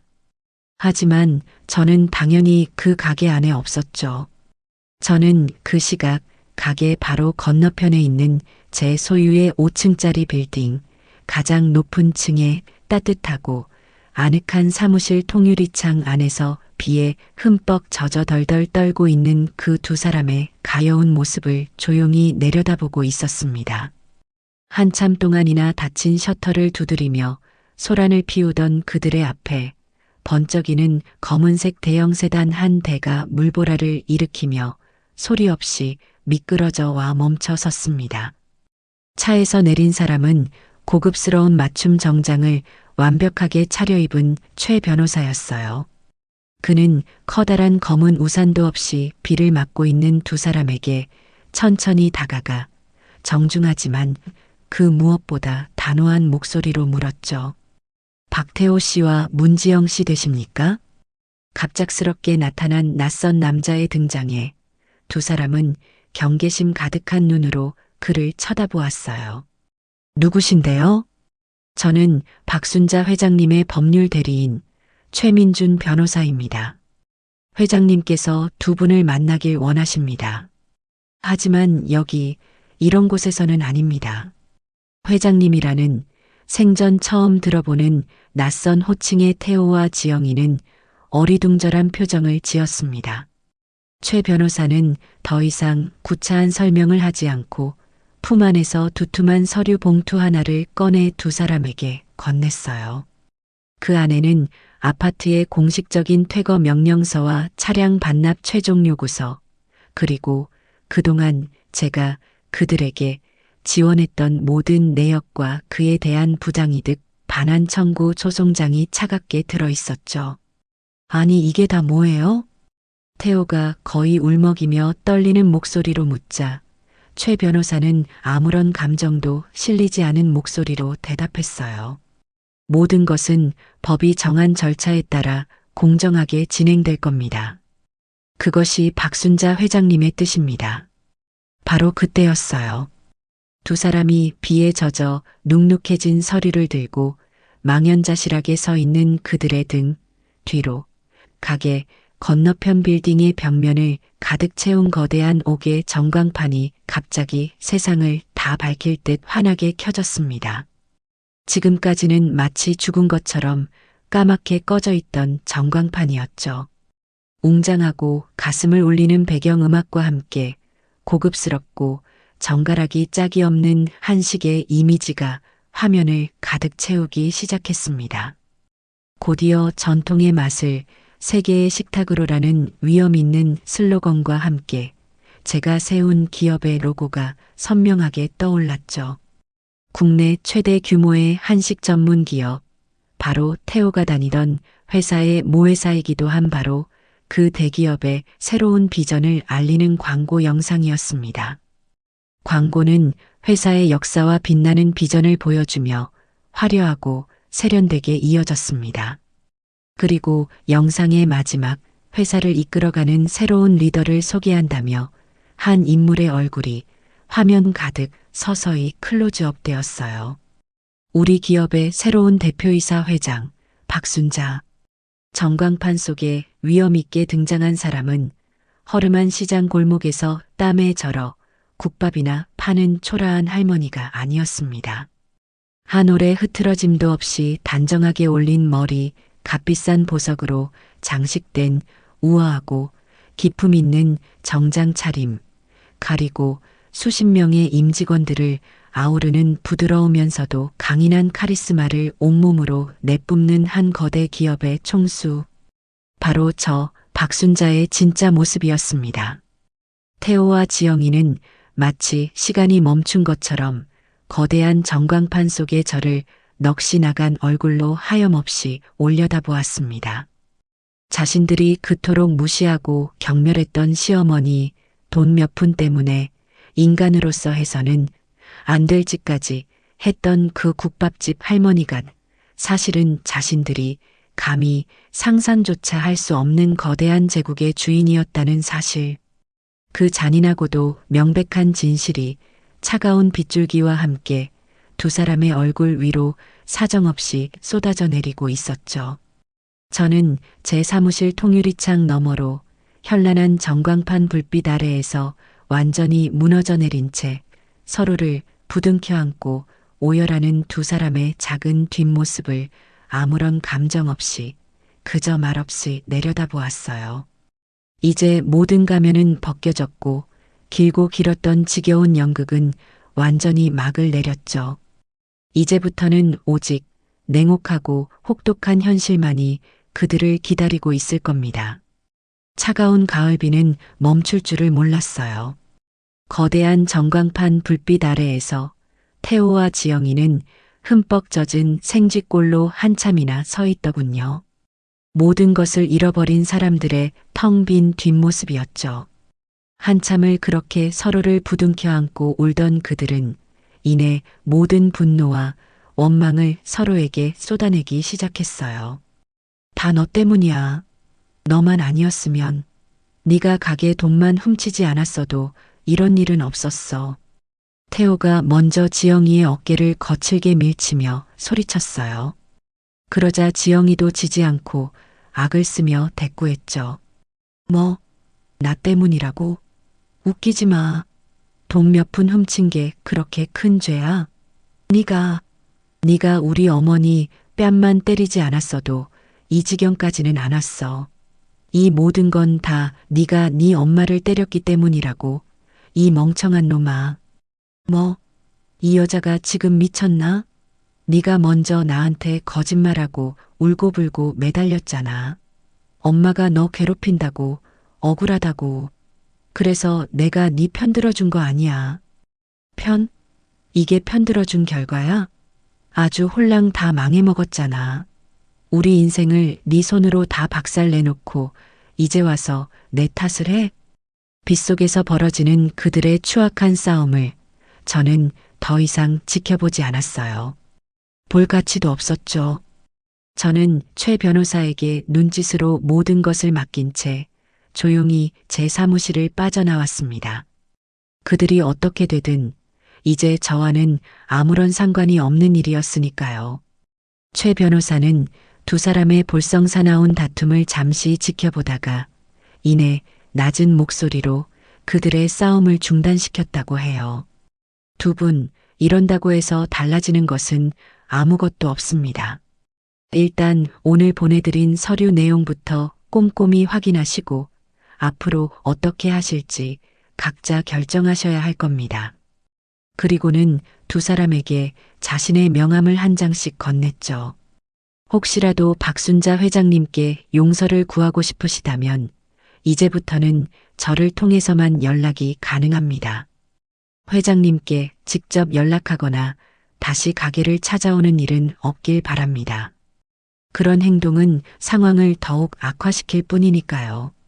그 말을 끝으로 최 변호사는 더 이상 그들을 상대하지 않고 차에 올라타 유유히 사라졌다고 합니다.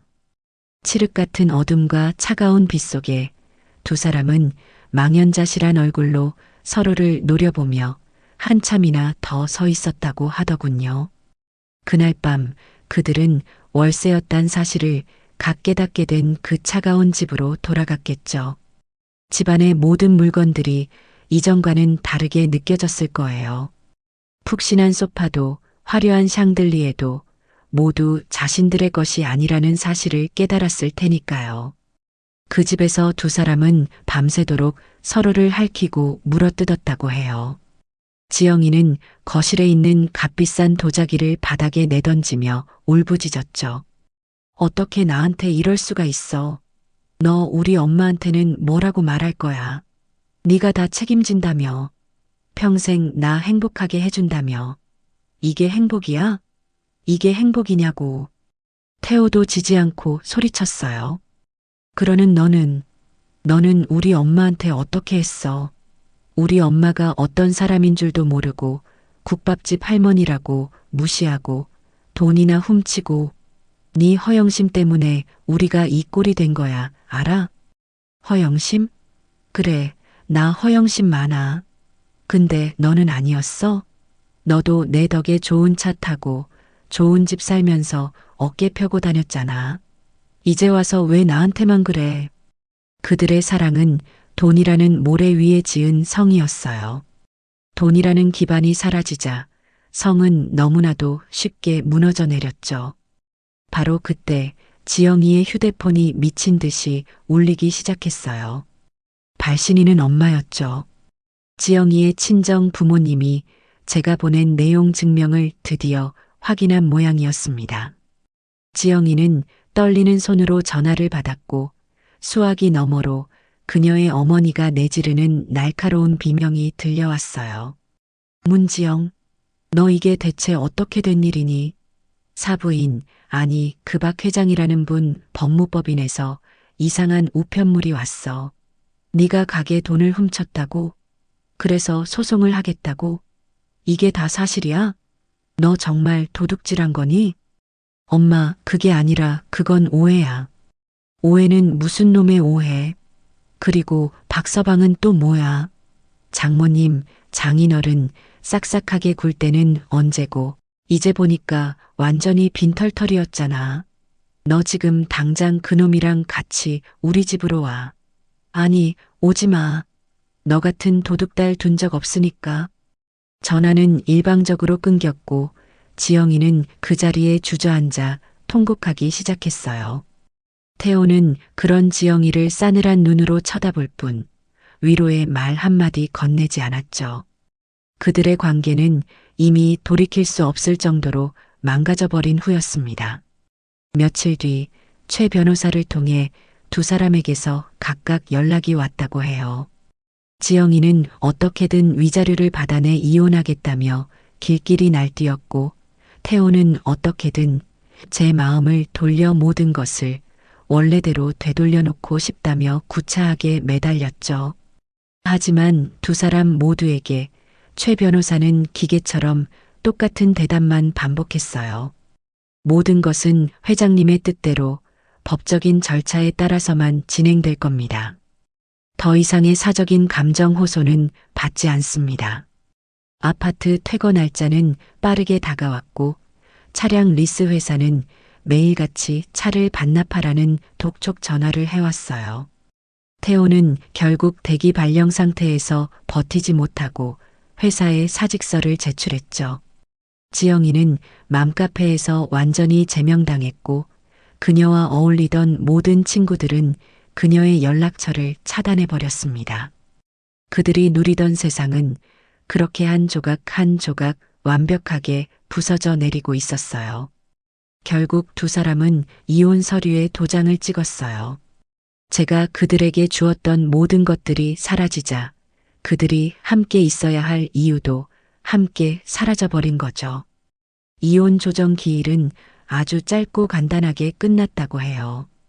최 변호사의 사무실에 마주 앉은 두 사람은 더 이상 서로를 쳐다보지도 않았다고 합니다. 두 분 재산 분할에 대해 합의하셨습니까? 최 변호사의 사무적인 질문에 지영이가 먼저 날카롭게 쏘아붙였어요. 합의는 무슨 합의요? 이 남자는 가진 게 아무것도 없는 빈털털이에요. 저 아파트, 저 차, 전부 다 저 남자 것이 아니었다고요. 제가 이 결혼 생활 동안 입은 정신적인 피해에 대한 위자료나 두둑하게 챙겨줘야 하는 거 아니에요? 그러자 태호가 기가 막힌다는 듯 헛웃음을 치며 대꾸했죠. 위자료? 정신적 피해? 야, 문지영. 너 정말 양심이라는 게 없구나. 이 모든 사태를 누가 만들었는데?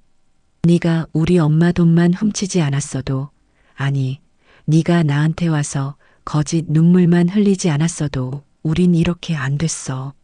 위자료를 받아야 할 사람은 바로 나야. 뭐? 거짓 눈물? 너는 그게 거짓말인 줄도 모르고 좋다고 속아 넘어간 등신이잖아. 누가 누굴 탓해? 두 사람의 유치한 싸움은 최 변호사의 한마디에 의해 중단되었어요.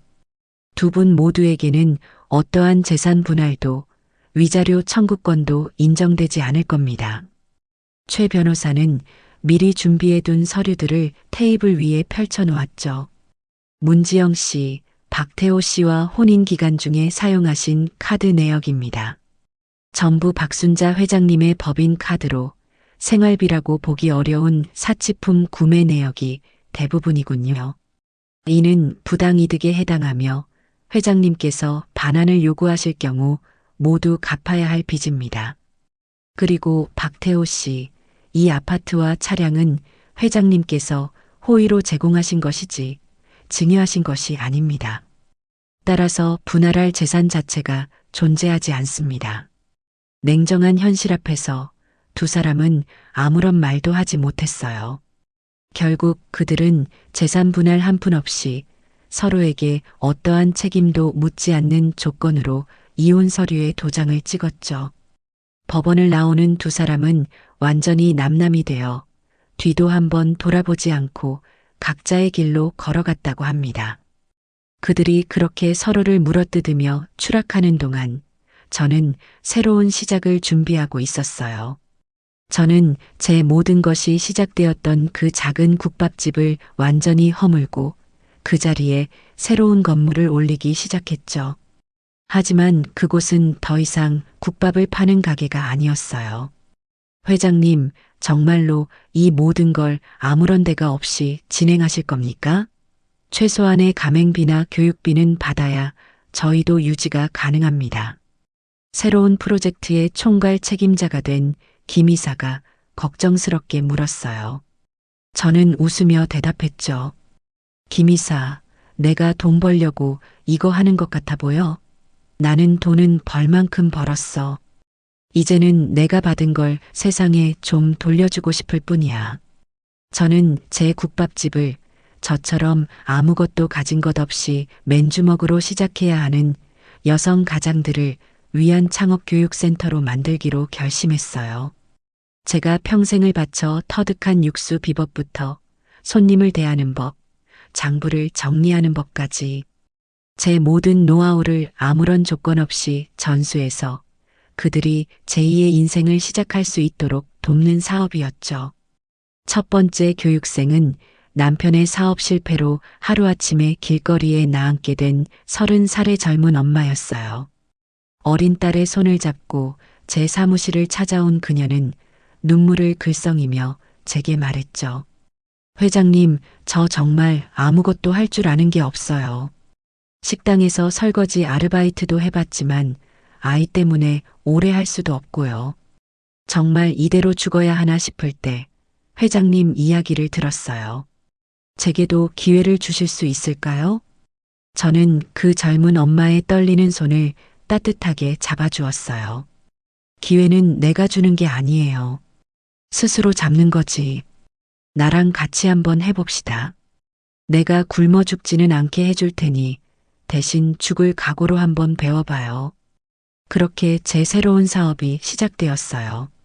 언론에서는 제 이야기를 대서특필했고 사람들은 저를 복수의 눈이 먼 매정한 엄마가 아니라 자신의 성공을 사회에 환원할 줄 아는 진정한 기업가라고 불러주었죠. 전국 각지에서 저를 돕고 싶다는 후원의 손길이 답지했고 저는 제 이름을 건 작은 재단을 설립하기에 이르렀습니다. 그들이 제 인생에서 사라지고 난 뒤 제게는 비로소 평화가 찾아왔어요. 하지만 그들이 마주한 현실은 지옥 그 자체였겠죠. 이혼 후 지영이는 당장의 생활비를 벌기 위해 작은 식당의 주방 보조로 취직했다고 해요. 평생 고무장갑 한 번 제대로 껴본 적 없던 곱디고 온 손으로 뜨거운 김이 뿜어져 나오는 주방에서 하루 종일 그릇을 닦고 역한 냄새가 나는 음식물 쓰레기를 치우는 신세가 된 거죠. 자기가 그토록 경멸하고 무시했던 바로 그 삶을 이제는 스스로 살아가야만 하는 처지가 된 거예요. 태호는 모든 것을 잃고 난 뒤 연고도 없는 지방의 작은 원룸으로 거처를 옮겼다고 들었어요. 번듯한 대기업 과장이었던 그는 이제 낮에는 먼지 날리는 건설 현장에서 무거운 자재를 나르고 해가 지면 오토바이를 타고 음식을 배달하며 하루하루를 위태롭게 살아간다는 소식을 최 변호사를 통해 전해 들었죠. 그들은 이제야 비로소 땀 흘려버는 돈만원 한 장이 얼마나 무겁고 귀한 것인지를 온몸으로 배우고 있을 테고요. 그것이 제가 그들에게 가르쳐주고 싶었던 가장 혹독하고도 절실한 가르침이었어요. 저는 그들이 그렇게 각자의 죗값을 치르며 조용히 잊혀갈 거라고 생각했어요. 하지만 제가 한 가지 간과한 게 있었죠. 궁지에 몰린 뱀은 마지막 발악으로 어떻게든 상대를 물어뜯으려 한다는 사실을요. 그리고 그 뱀의 독은 제가 생각했던 것보다 훨씬 더 지독했습니다. 사건의 시작은 한 온라인 동영상 플랫폼에서였어요. 어느 날 자극적인 이슈들만 골라 다루는 것으로 유명한 한 채널에 영상 하나가 올라왔죠. 제목 한 국밥집 할머니의 두 얼굴 재벌 회장 시어머니의 며느리 인권유린 실태 고발. 영상은 모자이크 처리된 한 젊은 여성의 흐느낌으로 시작되었어요. 누가 봐도 지영이었죠. 지영이는 눈물로 얼굴을 범벅한 채 자신이 얼마나 억울하고 비참한 일을 당했는지를 토해냈습니다. 저는 그냥 평범한 며느리였어요. 시어머니 가게 일을 돕는 게 당연하다고 생각했죠. 그런데 어머니는 저를 처음부터 탐탁지 않게 여기셨어요. 영상 속에서 지영이는 모든 사실을 교묘하게 비틀고 왜곡했어요. 가게에서 돈이 빈 것은 자신이 훔친 것이 아니라 평소 용돈을 제대로 주지 않던 시어머니에게 생활비가 부족해 잠시 빌렸던 것뿐이라고 주장했죠. 태호가 제 뺨을 때린 사건은 제가 먼저 지영이의 머리채를 잡고 흔들며 모욕적인 말을 퍼부었기 때문에 아들이 흥분해서 저를 말리다가 실수로 일어난 일이라고 거짓말을 했어요. 어머니는 그 작은 실수 하나를 빌미로 저희 부부의 모든 것을 빼앗아 가셨어요. 저희가 살던 집, 남편의 직장, 저희의 명예까지 전부 다요. 저희는 하루아침에 길거리로 나앉게 됐어요. 단지 그분이 가진 돈과 권력이 저희보다 훨씬 더 강하다는 이유만으로요. 영상은 제가 그동안 이룩한 기업의 성공 신화를 보여주며 저를 피도 눈물도 없는 냉혹한 재벌 회장으로 포장했어요. 그리고 지영이를 그 거대한 권력에 의해 모든 것을 잃고 짓밟힌 사회적 약자이자 피해자로 둔갑시켰죠.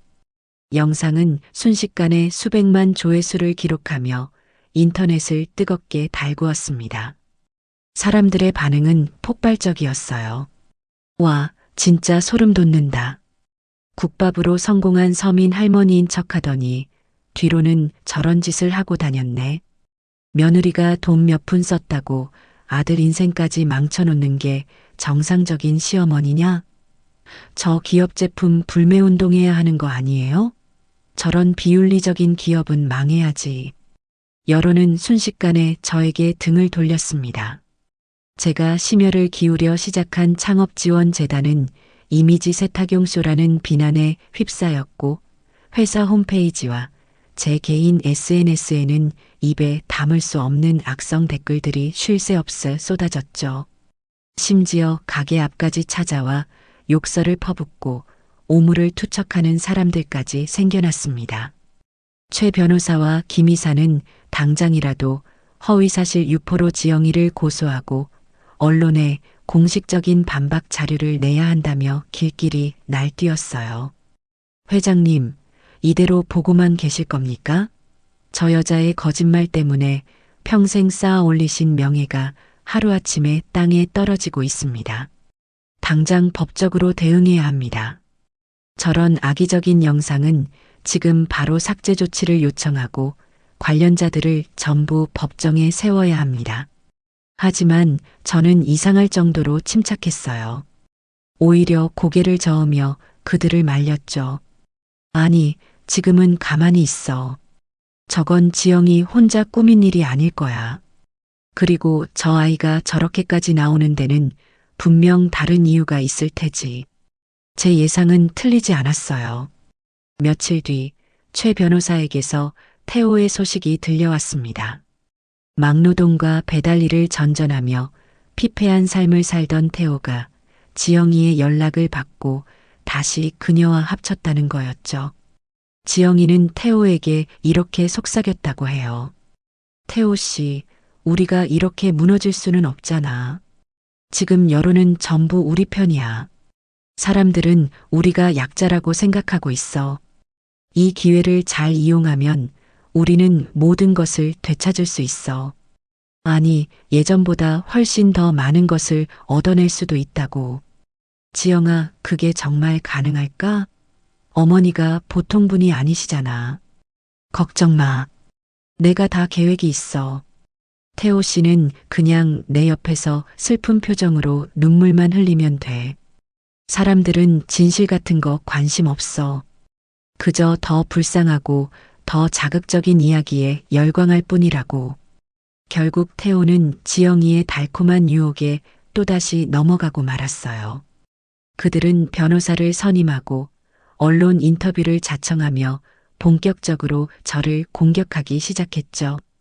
태호는 카메라 앞에서 눈물을 글썽이며 자신이 얼마나 어머니에게 억압받아 왔는지, 사랑하는 아내를 지키기 위해 어쩔 수 없이 잘못된 선택을 할 수밖에 없었다며 동정심을 유발했어요. 그들의 연극은 아주 성공적이었습니다. 세상은 완벽하게 그들의 편이 되어 저를 비난했죠. 회사의 주가는 연일 폭락했고 제가 공들여 키워온 브랜드 이미지는 회복 불가능할 정도로 훼손되었습니다. 저는 제국을 세운 지 20년 만에 가장 큰 위기를 맞이하고 있었어요. 하지만 저는 여전히 이상할 정도로 두렵지 않았습니다. 오히려 이 모든 상황이 제게 마지막 기회를 주고 있다는 생각이 들었죠. 제 아들놈의 뿌리까지 썩어버린 근성을 이번에야말로 완전히 도려낼 수 있는 마지막 기회를요. 세상이 온통 저를 향한 비난으로 들끓던 어느 날, 저는 최 변호사를 통해 공식적인 입장을 발표했어요.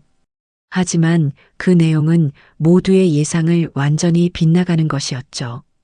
한풍경 푸드의 박순자 회장은 최근 불거진 논란으로 인해 심신이 극도로 쇠약해져 현재 위독한 상태이며 모든 법적 대응을 중단하고 병상에서 아들 부부를 만나 마지막으로 화해하고 싶다는 뜻을 전해왔습니다.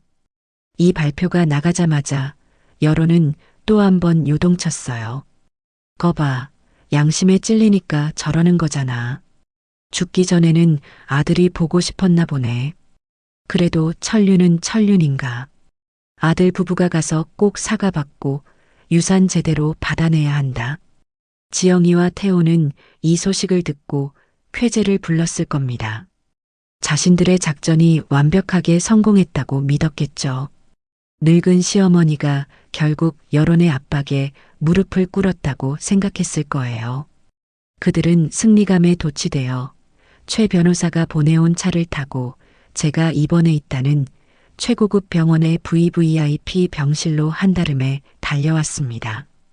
병실 문을 열고 들어선 두 사람의 눈앞에는 온갖 생명 유지 장치에 둘러싸여 금방이라도 숨이 넘어갈 것처럼 위태롭게 누워있는 제 모습이 보였을 거예요.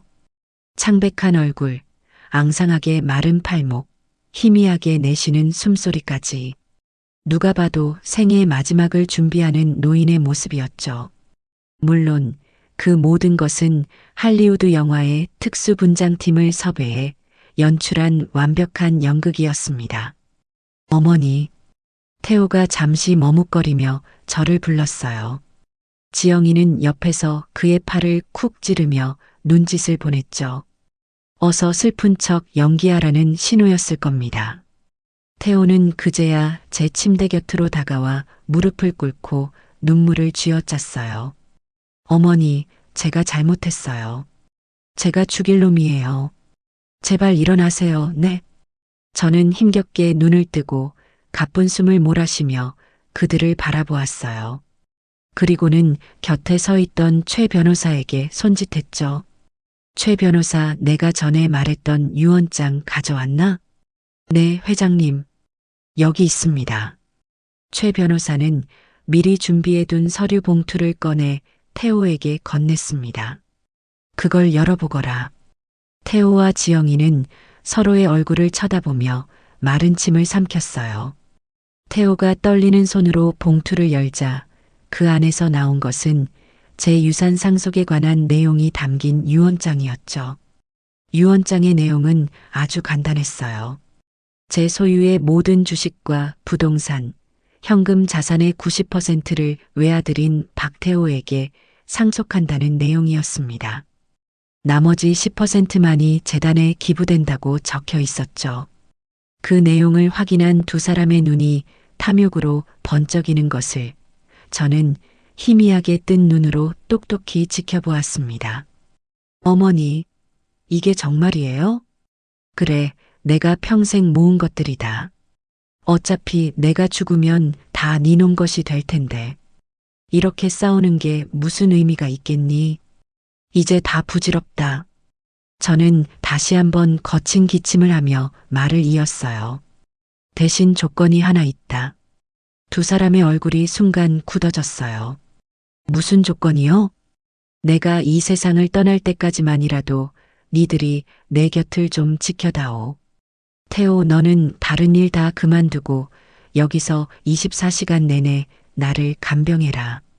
네 손으로 직접 나를 돌봐달란 말이다. 그리고 지영이, 너는 그동안 세상에 떠들었던 모든 거짓말들을 바로잡아야 한다. 네가 찾아갔던 그 방송국에 다시 찾아가서 모든 게 네가 꾸며낸 거짓말이었고 사실은 내가 피해자였다고 눈물로 대국민 사과를 하거라. 그리고 그 증거로 내가 눈 감는 날까지 우리 회사 본사 1층에 있는 구내식당에 내려가서 매일같이 설거지 봉사를 하렴. 네가 진심으로 뉘우치고 있다는 걸 세상 사람들이 다 알 수 있도록 말이다. 제 말이 끝나자마자 두 사람의 표정이 아주 미묘하게 하지만 분명하게 일그러졌어요. 그토록 원하던 막대한 유산을 눈앞에 두었지만 그 조건이 자신들의 생각과는 전혀 달랐기 때문이겠죠. 지영이가 먼저 조심스럽게 입을 열었어요. 어머니, 물론 어머니를 돌봐드리는 건 당연히 저희가 해야 할 일이죠. 그런데 굳이 태호 씨가 직접 할 필요가 있을까요? 상속받을 돈으로 국내 최고의 간병인 팀을 고용해서 밤낮으로 어머님을 돌보게 하는 게 훨씬 더 효율적이지 않을까요? 태호 씨는 어머님이 물려주실 그 큰 회사를 경영할 준비를 해야 하잖아요. 옆에 있던 태호도 거들었어요. 맞아요, 어머니. 지영이 말대로 제가 옆에 있는 것보다 전문가들이 돌봐드리는 게 어머님 건강에도 훨씬 더 좋을 거예요. 그리고 지영이가 방송에 나가서 사과하는 건 좀 그렇지 않아요? 이미 여론이 우리 쪽으로 다 기울었는데 갑자기 말을 바꾸면 사람들이 우리를 아주 우습게 볼 거예요. 저희 명예도 있고요. 지영이는 한술 더 떴죠. 네, 어머니. 그리고 제가 굳이 그 회사 구내식당에서 설거지를 해야 할까요? 차라리 어머님 이름으로 된 재단에 가서 봉사활동을 하는 모습을 보여주는 게 어머님 이미지에도 훨씬 더 도움이 될 텐데요. 설거지 같은 허드렛 일은 다른 사람 시켜도 되잖아요. 그들은 죽어가는 제 앞에서 저를 위한답시고 포장하며 어떻게든 자신들이 해야 할 의무와 책임을 피하고 오직 돈만 편하게 상속받을 궁리만을 하고 있었어요. 그들의 눈에는 저에 대한 아주 작은 연민이나 죄책감도 보이지 않았죠. 오직 식을 줄 모르는 탐욕과 이기심만이 번들거릴 뿐이었습니다. 저는 그들의 추악한 대화를 들으며 조용히 눈을 감았어요. 그리고는 나지막이 말했죠. 그래, 니들 마음은 잘 알겠다. 바로 그 순간이었어요.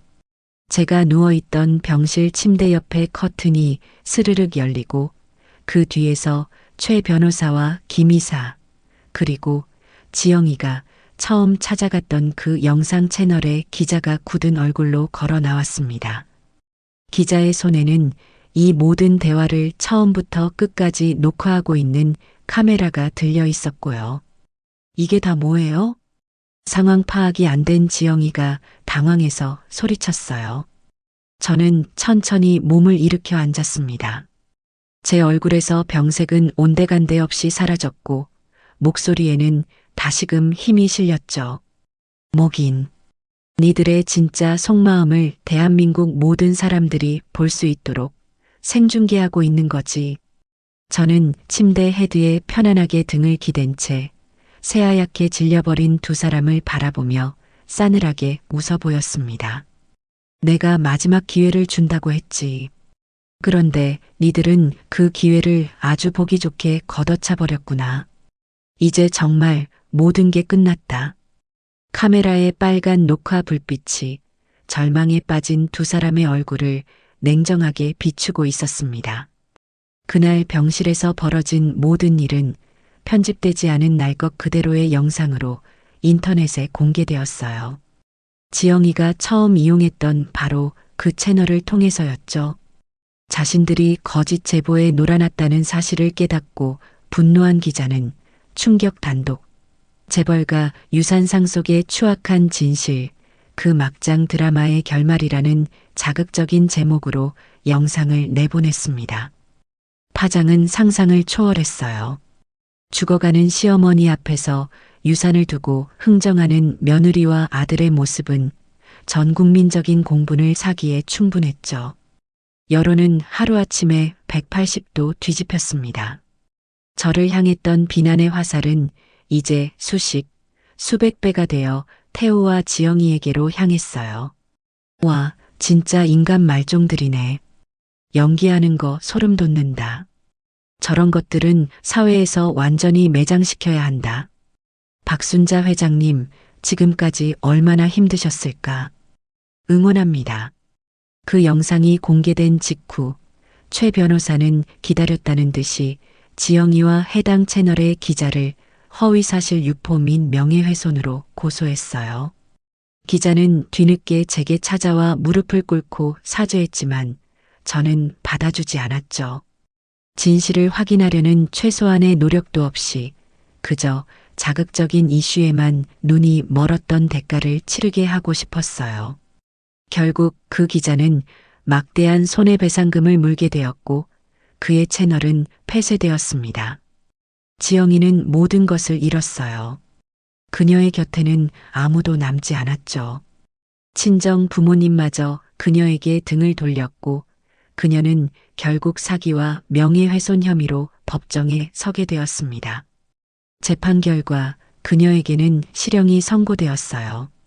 그녀는 교도소로 향하는 마지막 순간까지도 모든 것이 태호 탓이라며 악을 썼다고 해요.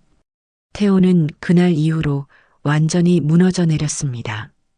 돈도 명예도 가족도 모두 잃었지만 그를 가장 고통스럽게 한 것은 아마도 자기 자신의 추악한 민낯을 온 세상 앞에 드러내 보였다는 수치심이었을 겁니다. 그는 아무에게도 아무런 말도 없이 어느 날 밤 연기처럼 사라져 버렸어요. 그가 어디로 갔는지 무엇을 하며 사는지는 아무도 알지 못했죠. 그렇게 제 인생을 뒤흔들었던 거대한 폭풍이 지나가고 제게는 다시 고요한 일상이 찾아왔어요. 회사의 주가는 다시 안정을 되찾았고 저를 응원하는 사람들의 따뜻한 격려 속에서 재단 사업은 날개를 달았죠. 저는 다시 예전처럼 제 이름을 내세우기보다는 시장 골목의 작은 교육센터에서 새로운 삶을 꿈꾸는 여성들과 함께 땀 흘리며 하루를 보냈습니다. 그러던 어느 봄날이었어요. 센터 앞에서 쓸고 닦고 정리를 하고 있는데 제 눈에 익숙한 뒷모습 하나가 들어왔어요. 허름한 작업복 차림으로 길 건너편에서 묵묵히 거리 청소를 하고 있는 한 남자. 수척해지기는 했지만 그가 태호라는 것을 한눈에 알아볼 수 있었죠. 그는 더 이상 번쩍이는 외제차를 몰던 대기업 과장이 아니었어요. 그저 도시의 이름 없는 환경미화원 중 한 명이 되어 있었죠. 한참 동안 거리를 쓸던 태호는 문득 고개를 들다 저와 눈이 마주쳤어요. 그는 잠시 모든 것을 멈춘 듯 그 자리에 굳어버렸죠. 저 역시 아무 말 없이 그를 바라보았습니다. 잠시 후 태호는 저를 향해 아주 깊이 그리고 아주 오랫동안 허리를 숙여 인사를 했습니다. 그리고는 아무 일도 없었다는 듯 다시 묵묵히 자신의 빗자루를 들고 거리의 다음 구역으로 걸어갔어요. 그의 눈빛에는 더 이상 원망도 탐욕도 변명도 담겨 있지 않았어요. 그저 모든 것을 받아들인 사람의 깊은 체념과 아주 희미한 참회의 빛만이 어려 있었죠. 우리 사이에는 그 어떤 대화도 눈물 어린 화해도 없었습니다. 하지만 저는 그것이 우리 모자가 나눌 수 있는 가장 솔직하고 진실된 마지막 인사라는 것을 알 수 있었어요. 저는 그날 이후로 다시는 태호를 보지 못했습니다. 그 아이가 어디서 어떻게 살아가든 이제는 스스로의 힘으로 자신의 삶을 책임져야 한다는 것을 깨달았기를 바랄 뿐이죠. 저는 가끔 생각해요. 부모가 자식에게 물려주어야 할 진정한 유산은 과연 무엇일까 하고요. 돈이나 명예, 높은 지위 같은 것들은 잘못 쥔 칼처럼 오히려 그 아이의 인생을 망가뜨릴 수도 있다는 것을 저는 제 아들을 통해 뼈저리게 배웠습니다. 이제 저는 제 유산을 다른 방식으로 남기려 해요. 제 피가 섞인 아들에게는 전해주지 못했지만 제 땀과 눈물이 밴 이 땅 위에서 새로운 희망을 일구려는 또 다른 나의 딸들에게요. 오늘도 제 교육센터의 주방에서는 새로운 인생을 꿈꾸는 여성들의 웃음소리와 함께 구수한 국밥 끓는 냄새가 온 시장 골목에 가득 퍼져나갑니다. 저는 그 냄새를 맡으며 비로소 제 인생에서 가장 완벽하고 평화로운 순간을 맞이하고 있다는 것을 느껴요. 그것이야말로 제가 평생을 바쳐 이룬